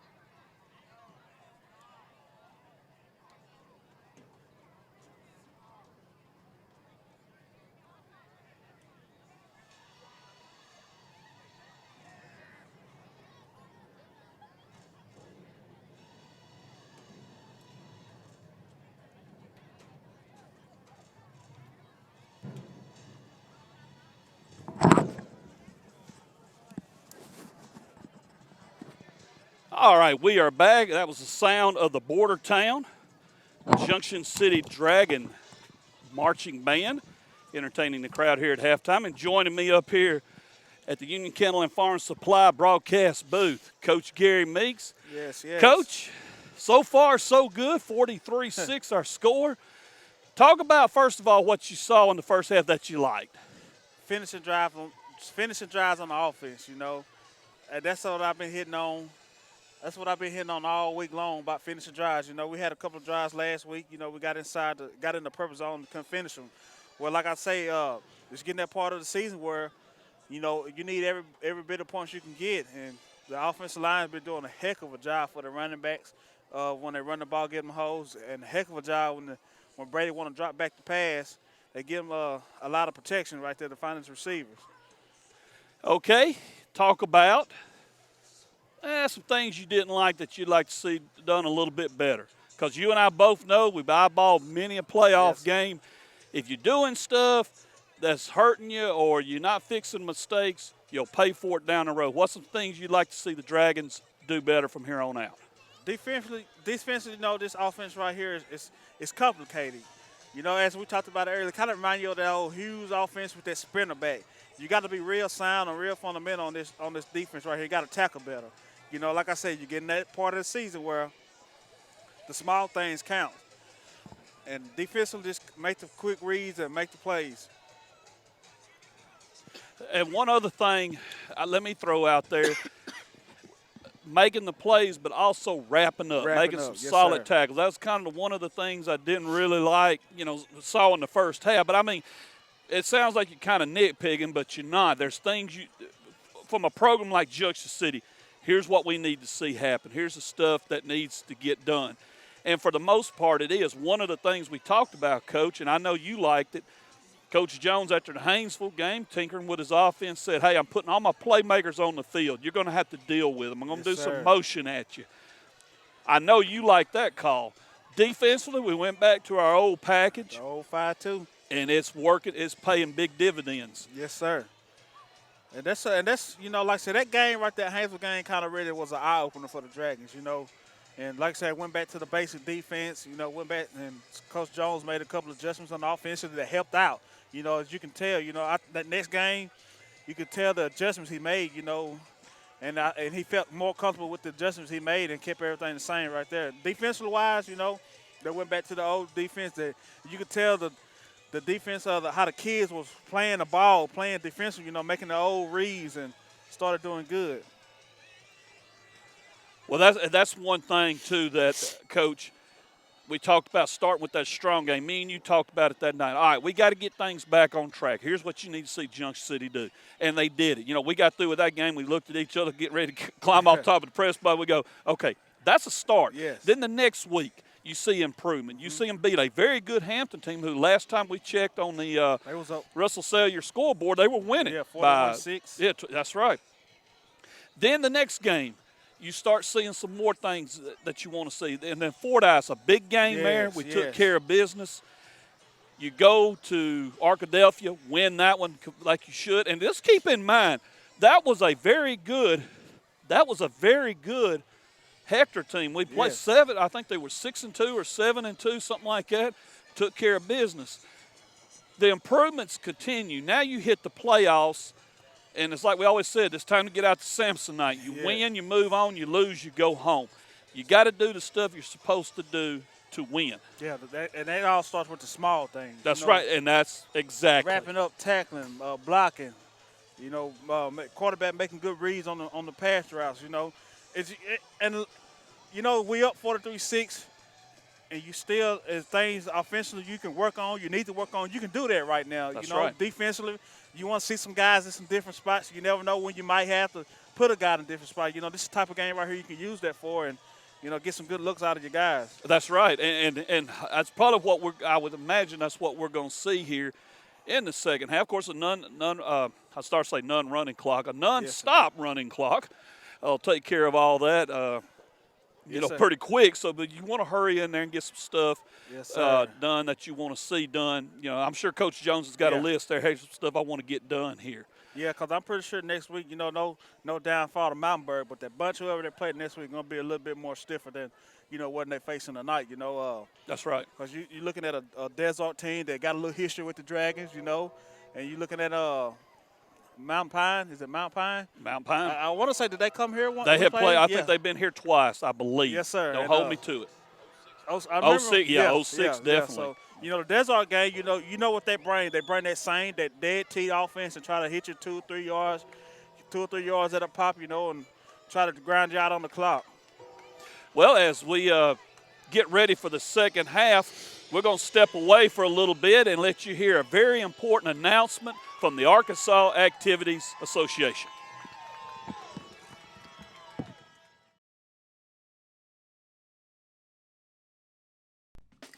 The schools participating in this football playoff game are members of the Arkansas Activities Association as authorized by their school boards. The administrators of these schools have helped to write the rules and regulations that govern participation of students in competitive activities for the school that are members of the AAA.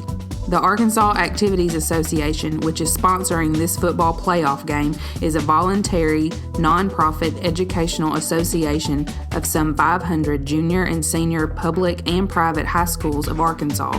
The regulations which guide these events are adopted by the schools themselves and determine the type of program they believe to be the most desirable of the high school youth. The Arkansas Activities Association is one of 50 state organizations that belong to the National Federation of State High School Associations. This association formulates policies, game rules, and standards for inter-school competition. The schools of Arkansas have adopted these rules on eligibility, which correspond with those recommended by the National Federation. The schools participating in this football. All right, 1:38 left here in the halftime. 20-minute mandated by the AAA, 20-minute halves. And both teams back on the field warming up. Mountainburg getting ready. Junction City, of course, is taking the field. Dragons lead at 43-6. And they are, for the most part, been in control. You heard Coach Meeks and I, the Union Kennel and Farm Supply halftime show, talk about, hey, the little things, Jacob, the little things matter. Let's get the little things fixed. Give us your assessment of the first half and what you liked and things you'd like to see done better. Yeah, offensively for Junction City, I mean, it was fun to watch. I mean, the Dragons came out. I talked on the Carter Bryan show this morning. Always appreciative of Carter letting me get on there and talk a little bit about Junction City on Fridays. And, I said it kind of sounds cliche. I've said it probably the last 5 or 6 weeks. Key to the game for Junction City is getting out and starting fast. And, it sounds, oh, well, yeah, everybody wants to start fast. Of course, that's a key to the game. But for this Junction City team with the defense that they have, it's key that the Dragons get out there offensively and put points on the board, and that's what's the case. You look up, Dragons, they march down the field, eight plays, 60 yards, methodical drive. They punch it in for the game's first score. They come down, bend but don't break defense, turnover on downs inside the 10-yard line. First play, Hutchinson to Haynes, 92 yards, touchdown, both 2-point conversions successful. And in a blink of an eye, it's 16-0. And that's what starting fast does. It set the tone for the game. You look up, here we are about to start the second half with the running clock, and it's 43-6 Junction City, well on their way to some post-Turkey Day football. So, yeah, it was good to see Junction City come out, start fast. It'd be a good opportunity to get some of the young guys in here to get some experience here in the playoffs. And defensively for Junction City, again, stifling. Bend but don't break. Kind of a tricky offense that the Mountainburg Dragons run. A lot of misdirection, different things of that nature. And so it was good to see the Dragon defense come out and do really well there in the first half. And one of the things that was touched on that you'd like to see done a little better, wrapping up on the tackles, what Coach Meeks and I touched on. Defensively, offensively, just kind of keep tuning up and everything. A big first half for the Dragon offense. Brady Hutchinson, I went downstairs with the stat guys and caught Rev in there doing Dak Prescott stats. I don't know why, but, bless his heart. But Mr. Rhodes was on top of it. 238 passing yards for Hutchinson. And Cavante Haynes, are you ready for this? I'm ready. Second most verified receiving yards in school history, 188. Wow. I mean, and like we said, verified. You know, when you're doing stuff like that, good things are happening, no doubt about it, and you get to pack that Samsonite and go to another round of the playoffs. And that's what the Dragons are on the verge of doing here as we get ready to tee it up here in the second half. And Mr. Pumphrey, I'm going to turn it over to you now. And Jack Smith has things teed up. He knocked through a 27-yarder as time expired to take us into halftime. It also invoked that running clock. And Mountainburg will have it as the kick goes out of bounds. We'll see if they elect to re-kick. I don't think so. I think they're going to take the field position. Number 51, Jack Smith kicks the ball away. Tell you what, talking about Jack Smith, last 2 kicks he's made, very crucial to this season because we were all on the verge of a heart attack at Fordyce. And, of course, that right there to get the clock running, that's a big plus. You know, here you want to get this over with. You want to, like Coach Meek said, you want to do some stuff, do a few things different, see how it looks. But for the most part, let's don't get nobody hurt. Let's take care of business and get ready for the next round of playoffs. And speaking of the next round of playoffs here in a little bit, we're going to start throwing some scores at you folks as fast as we can. We'll get everybody, as they say, working the phones or whatever. First unit defense back to the field for Junction City. They'll go 4 wide, Will Mountainburg, but they're going to give to Taylor the man in motion. It'll be a minimal gain. He'll pick up about 2, maybe 3. Going to bring up a 2nd down and 7 as the clock starts. And it won't stop until this one's in the books. 43-6 is our score. Junction City, the top seed out of the 8-2A. Mountainburg, the 2nd seed out of the 4-2A. Dragons 11-2 all time at home in second round playoff games. And flag on the play. And the officials will start to sort some things out. While they're doing that, we'll step over to the Russell Cellular scoreboard for an update. It's going to be an offsides on the Dragon defense. A couple of 2A scores for you. Fellow 8-2A foe, Hampton 47, Mineral Springs 6. That one's at the half. Hazen up 24-0 over Gurdon. That one's in Hazen. That's also the Hootens.com game of the week. So far, the Hornets having no trouble with the Go Devils. Mount Ida 24, Hector 7. Obviously, Dragons on top here. Mountainburg 43-6. Des Arc 28, Mountain Pine 19. Winner of that one gets the winner of this one. As Taylor takes the handoff here on 2nd down and 4. Gets one block. Nice block is. Makes another man miss. He's going to pick up the 1st down as he's down at the 46-yard line. A couple Dragon fans wanted a holding call. And Jacob, real quick, let's go back to the Russell Cellular scoreboard. Let me throw a couple at you, folks. It's interesting. Of course, Smackover taking care of business over Danville, 35-14. Listen to this one, Jacob. Conway Christian, 24, Fordyce, 21. Holy Moses. Foreman, 28, Magazine, 14. And Lamar getting actually Lamar leading Harding Academy. Wow, 12-zip.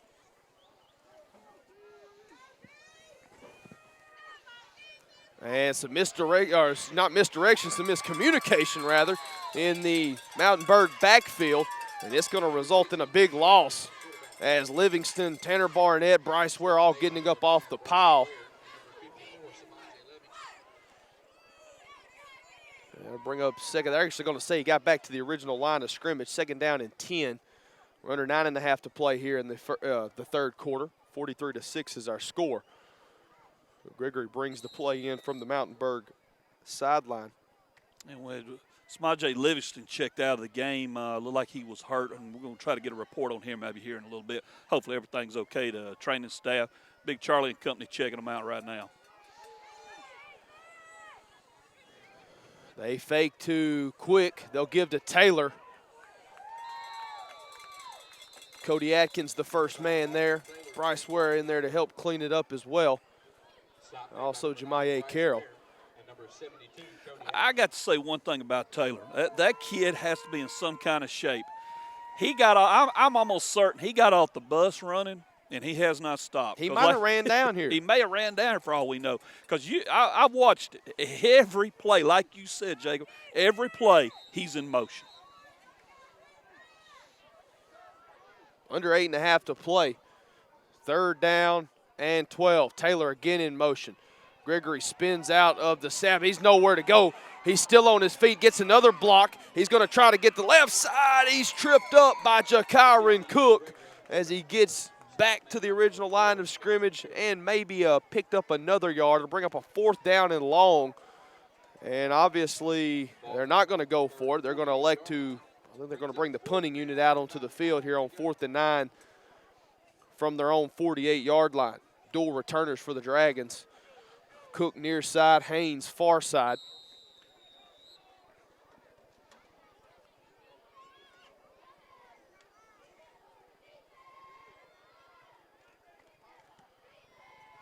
And it'll be fielded by Cook at the 24-yard line. Jumps over one man, still on his feet, refusing to go down as he moves across the 40. And with under 7.5 to play, we'll step aside for a 30-second radio timeout. This is Junction City Football on the Dragon Sports Network. And Jake, one thing there you noticed on this last defensive series, a couple guys looked like they were a little bit banged up coming out. You're going to start seeing substitutes, I'm pretty sure, soon, because you don't want to risk getting a starter, hurt here unnecessarily. You got the lead, clock running nonstop.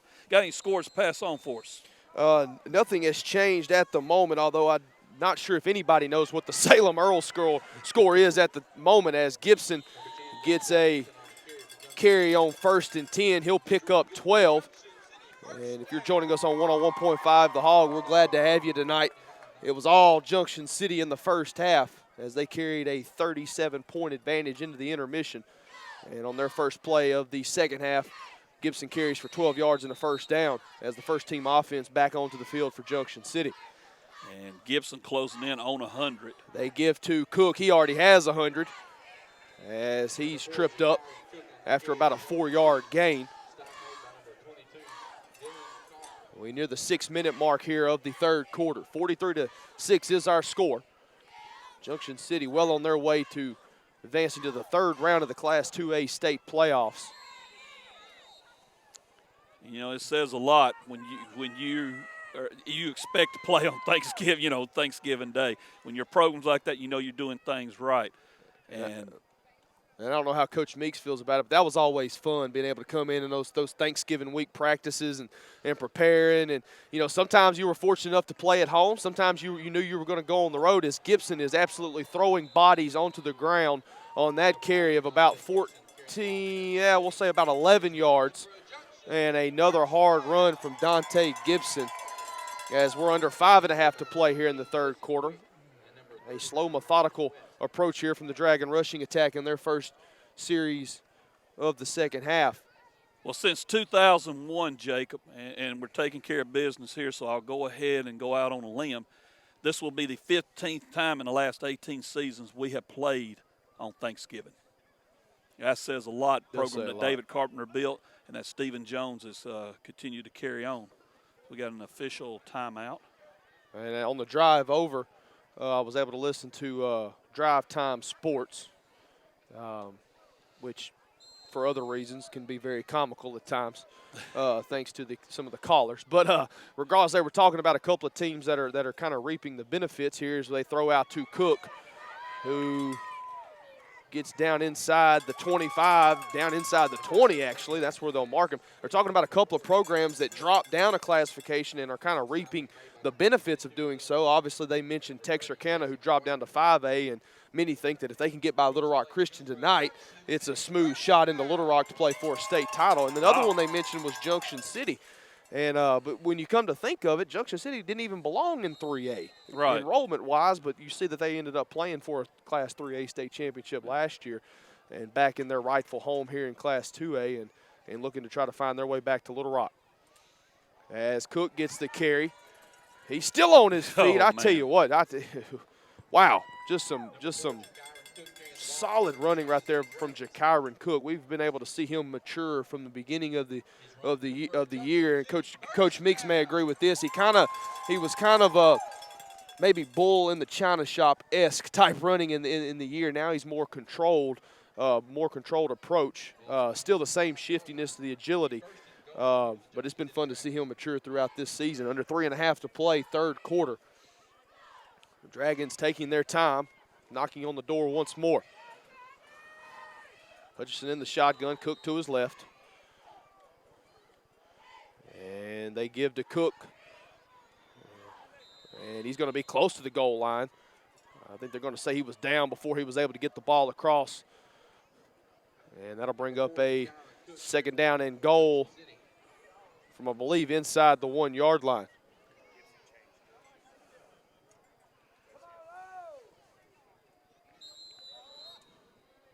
Under 3 minutes to play. Third quarter action. They give to Cook. Actually, stops at the. Actually, was hit right before the goal line, but pushes the football across, and it's touchdown Junction City. As the clock continues to run under 2.5 here, 49-6 is our score, and I believe the Dragons are going to try to kick the extra point here. I was checking out the sideline, Jacobs, looking at Samaje Livingston. He seems to be okay. He's up, moving around fine, all that. He was like he's holding his kind of like his shoulder, left shoulder, like it was hurting some.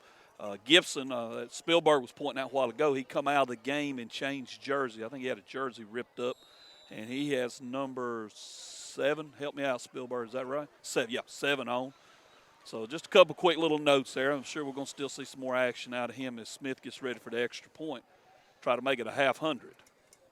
Good snap, and a 1/2 it is. Yeah, that's it. Timeout on the field. Clock's going to continue to run here. We'll take a 60-second radio timeout. Junction City 50, Mountainburg 6.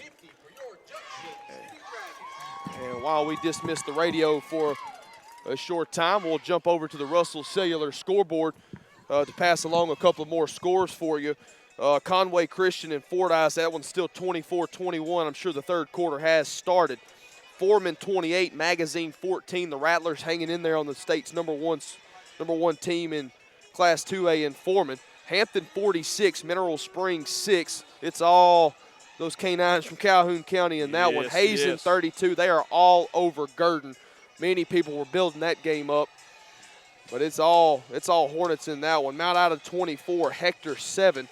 So right now both of the top 2 teams from the 4-2A behind the 8 ball. Obviously Junction City up 50-6. Desark has increased their lead over Mountain Pine, 36-19. And Salem is up 16-12 over Earl. And we want to welcome back 101.5 The Hog, all our Radio Land listeners, as Mountainburg, and I don't know why I wanted to call them Gurdon, but Mountainburg, I start to say Gurdon, don't ask me why, Jacob, makes the return up to about the 35. Do you have a Desark score for us? 36-19. Yeah, that's what Desark over Mountain Pine. The winner of that one, obviously, will come down to the border town on Friday, Black Friday. Black Friday. Look like the Eagles will be flying our way then. 50-6 our score as we near the end of the third quarter. I don't know if they'll be able to get a playoff before I don't think they will. And they won't. That'll do it for the third quarter of action. We'll step aside for 60 seconds. This is Junction City football on the Dragon Sports Network.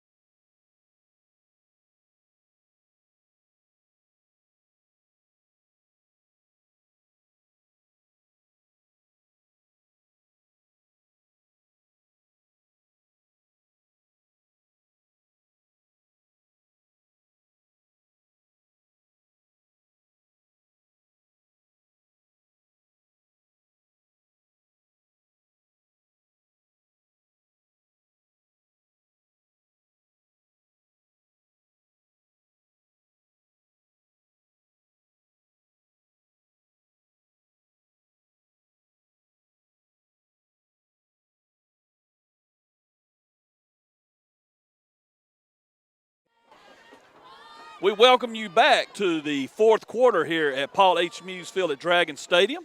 I'm Wayne Pumphrey, and up here with Jacob Pumphrey, Coach Gary Meeks, Spielberg, Mr. Derek Watts, and Mr. Denton Ashcraft, the ex-Wildcat. Glad to have them all up here with us tonight. And, of course, don't forget, we got the stat crew down there. And them guys, I'm not sure about them. We're going to have to keep an eye on all 4 of them. We got a full house down there tonight. As Mountainburg will go to work, 1st and 10, here's your play-by-play man, the ex-return man, Mr. Jacob Pumford. He hate me. Taylor, big carry on 1st down there. Picks up 10 yards, reset the chains. Clock going to continue to run. We're just really about 11 and a half minutes from this one being in the books. I'm going to give you 9 on that one. Yeah, but you're right, about 11 and a half away. I'll go ahead and let the mayor of Pine Street know, get that barrel burning. The Dragons are fixing to take care of business here as the clock. Well, now they stopped it and don't know why. Run the clock. Yeah, thank you. Yeah, run the sucker. So we ought to be rehearsed in this, man. After all the years, we ought to be good at this. You click the button to start the second half, and you don't click it until it hits zeros in the 4th. That's it. Yeah. Denton, I know he can hear me. You know there's people where, yeah, listen at him. He's being arrogant now, talking about run the clock and all that. But, good. Let's give the Dragons credit. They come out and did. You know what? That's true. Which ones? Let's talk about the Purple Dragons. They did what they were supposed to do tonight. That offense come out clicking. They did. Defense has played solid. You said it. Coach Meeks has said it too. Yeah, and it's no disrespect to Mountainburg. No, it's not. It's more so what Junction City was able to come out and do offensively to set the tone early. And I tell you what, Mountainburg, we saw it late in the first half, still playing hard, still out there competing. Yeah. And that's something we talk. You watch them now; they're still running hard, blogging hard. They're trying to do what they can, and that's hats off to this bunch from Northwest Arkansas. They have played hard. Junction City come out and did what they had to do. Is we got another flag down, and let's see what this one's going to be. A hold against the Dragons from Northwest Arkansas. So it looks like Desart. Last report we got on the EDC scoreboard. 36-19, so they'll be coming to town next Friday night, barring any big comeback right from Mountain Pine. But yes, it looks like it will be a matchup with Desart next Friday night here in the border town. I tell you what, it's a good little bit of playoff history with Desart. Obviously, yes. 2 state championship games come to mind. Both historic. One a nail biter and one a nail biter and one not so much. Yeah, right. But yeah, it'll definitely be a big matchup next week in the border town. As Quick still on his feet, gets back to the original line of scrimmage following the holding penalty. And we played him a 3rd time, I believe, here in 14. I'm not sure. I believe was so. 14? Yeah, 14. Yeah. Yes. That's what me and Coach Meeks talking about. So yeah, you're right. There's some history there. I mean, you go, well, it's just 3 meetings. Well, yeah, 2 of them were in state finals. So yeah, that definitely constitutes history as far as I'm concerned. I know that 08 game. I had to go on heart medicine after that one. Goodness gracious.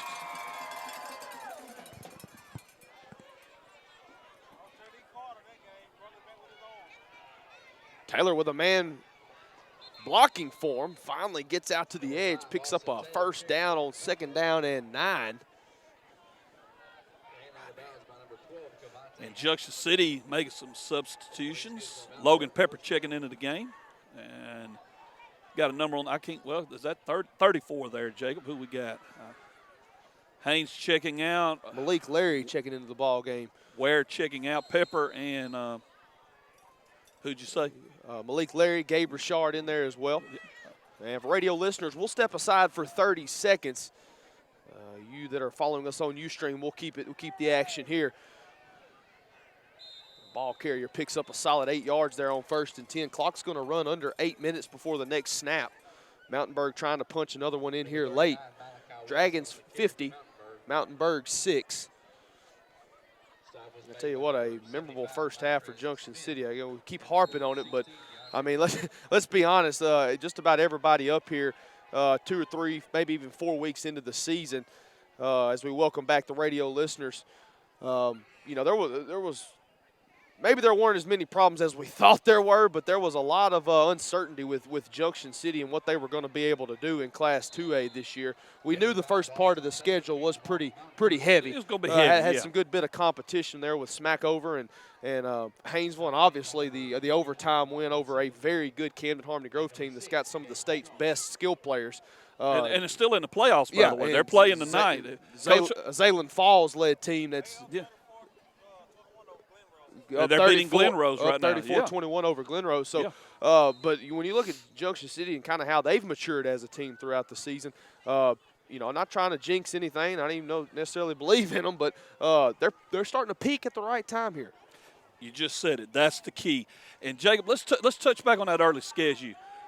We went in overtime when Harmony Grove beat them 52-50. We were in the Smackover game. It was 26-20 in the third quarter. And then things kind of, as you see, fumbled by Mountainburg on a good hit, and it's recovered by the Dragons. So Junction City will put the offense back on the field, Jacob, about the 2-yard line? About the 2-yard line. The offense will head back out there. That was 44, Chance Rowland, the freshman, recovering the fumble here. So getting his name called on the DSN. Mr. Rowland, welcome. Glad to have you get your name called, making that fumble recovery. But let's go back to, Smackover, 26-20 at one point. We had the ball. We had a chance to do something. Didn't happen. We end up losing it.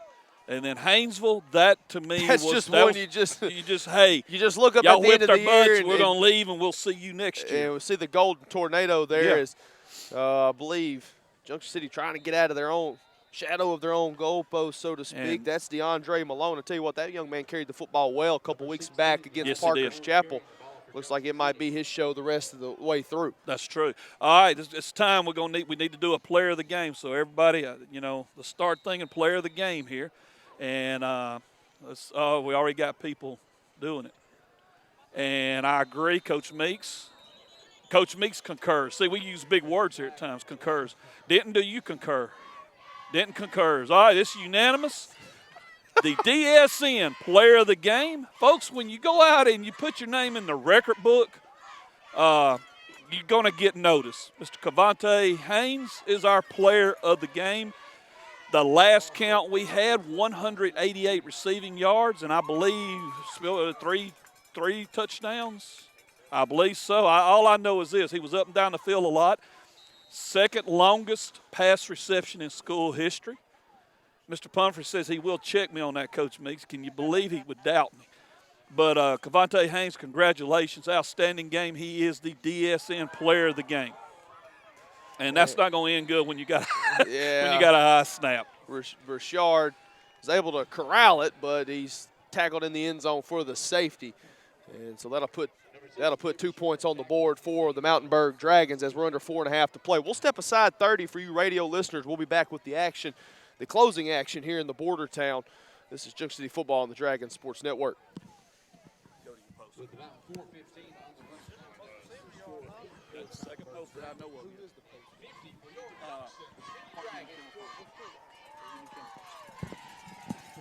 At this time, we'll bring in Coach Meeks as we go ahead and slide into our Union Killing Farm Supply post-game show. Junction City 50. And I apologize, not 10. It's going to be 8 because they did miss the 2-point try. So 50-8 is our scores. The Mountainburg Dragons will get the ball back now as we welcome the radio back. 101.5 The Hog. I tell you what, it's been a great partnership with 101.5 The Hog so far this year. There's a lot of uncertainty from both sides coming into it. Definitely did our due diligence. Both sides met with each other throughout the summer leading up to it. But I tell you what, it's been, I don't want to speak for everybody, but I think most would agree that it's been great to have the radio on board and for us to be able to bring Dragon football to even more folks this year because of the partnership with 101.5 The Hog. Well, Coach Meeks, looking out here, and I tell you what, when I was able to come on the air earlier this evening, I mean, it was kind of that little fog across the field and a little cool, crisp air, not enough to just make you kind of miserable, but enough to it was just saying playoff football. Playoff football, and, yes, and we mentioned it briefly a couple moments ago, but being able to play, just talk a little bit about what it means to play like on following Thanksgiving. We played a lot. Junction City's played a lot of memorable third-round playoff games. Yes. There's just something about being able to play at home after Thanksgiving. Yeah, I don't know what it is, but when you playing after what you call post-turkey day, it's feel good. You get the early practices, you get more time, to relax and get away from football for a little minute. Yeah, that's right. And I enjoyed it, and just you get them 9 o'clock in the morning practices, and then you can have time for yourself to relax the rest of the day. But, give credit to the coach. They always had us prepared. As you remember, on that Friday we had a little small pep rally. Then we walk up on the field, still do our pregame thing. So, it's something to take advantage of if the Dragon football players. And you talk about the opportunity, especially for these athletes, they're going to have the entire week off from school. Yes. So really their focus will be, it'll be football practice, and you know how it is. Most of them be out there hunting too at times, obviously. Yes, sir. But it's a chance to recharge. It's almost like an extra mini bye week within a week in order to prepare not only for the third round playoff game, but obviously, hopefully, for the next 3 weeks. You definitely want to be one of the final 2 teams playing for the whole kit and caboodle, so to speak, in Little Rock as Gregory takes off here on 1st and 10. Going to be a big gain. Thought he was about to get hit. He had to hit out of bounds. Great job right there by Ethan Holmes to let up. As we are under a minute and a half, the final 90 here in the second round game. Junction City set to go to, I believe, 12-2 all time in second round playoff games at home. They are 4-4 on the road in second round playoff games, which will make them 16-6, I believe, all time in second round playoff games. Yes, sir. And hit back on that, playing out Thanksgiving, you give your body time to rest. You ain't got to get up early in the morning to go to school. You can just, whenever practice is, do your practice, and then, you can just chill and relax your body. Give your body time to heal up, because like I hit on earlier, give credit to Mountainburg, they represent the conference well, but, you're getting a little bit tougher bunch coming in here, and the last 2 years, it's been on their mind when they come to Junction. They saying they got their best shot of beating Junction, this year. So, it's a big ball game next week. And if the score's still holding up, we've had an opportunity to go back to the EDC Russell Saylor scoreboard as Ethan Holmes wraps up the ball carrier for the loss. That'll probably be it.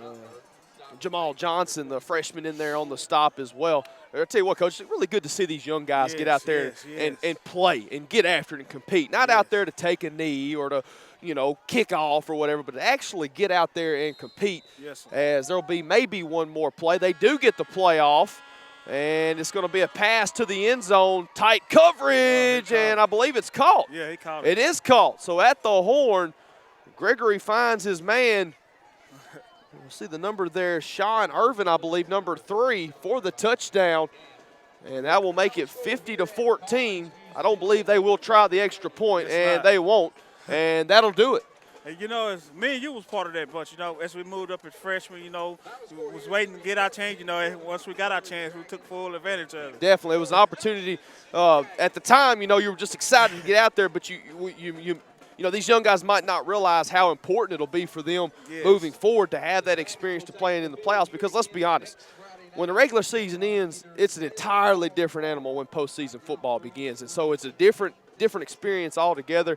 You just talked about, I can remember getting into games at Woodlawn, Mountain Pine, my freshman year, and on that run to Little Rock there. But, yeah, it's a special time in the playoffs. Junction City victorious. The top seed out of the 8-2A knocks down the second seed out of the 4-2A as the Purple Dragons knock down the Red, White, and Blue Dragons 50-14 here in round 2. We'll step aside for 60 seconds, and we'll be back with a little bit more of the Union Kindling Farm Supply post-game show.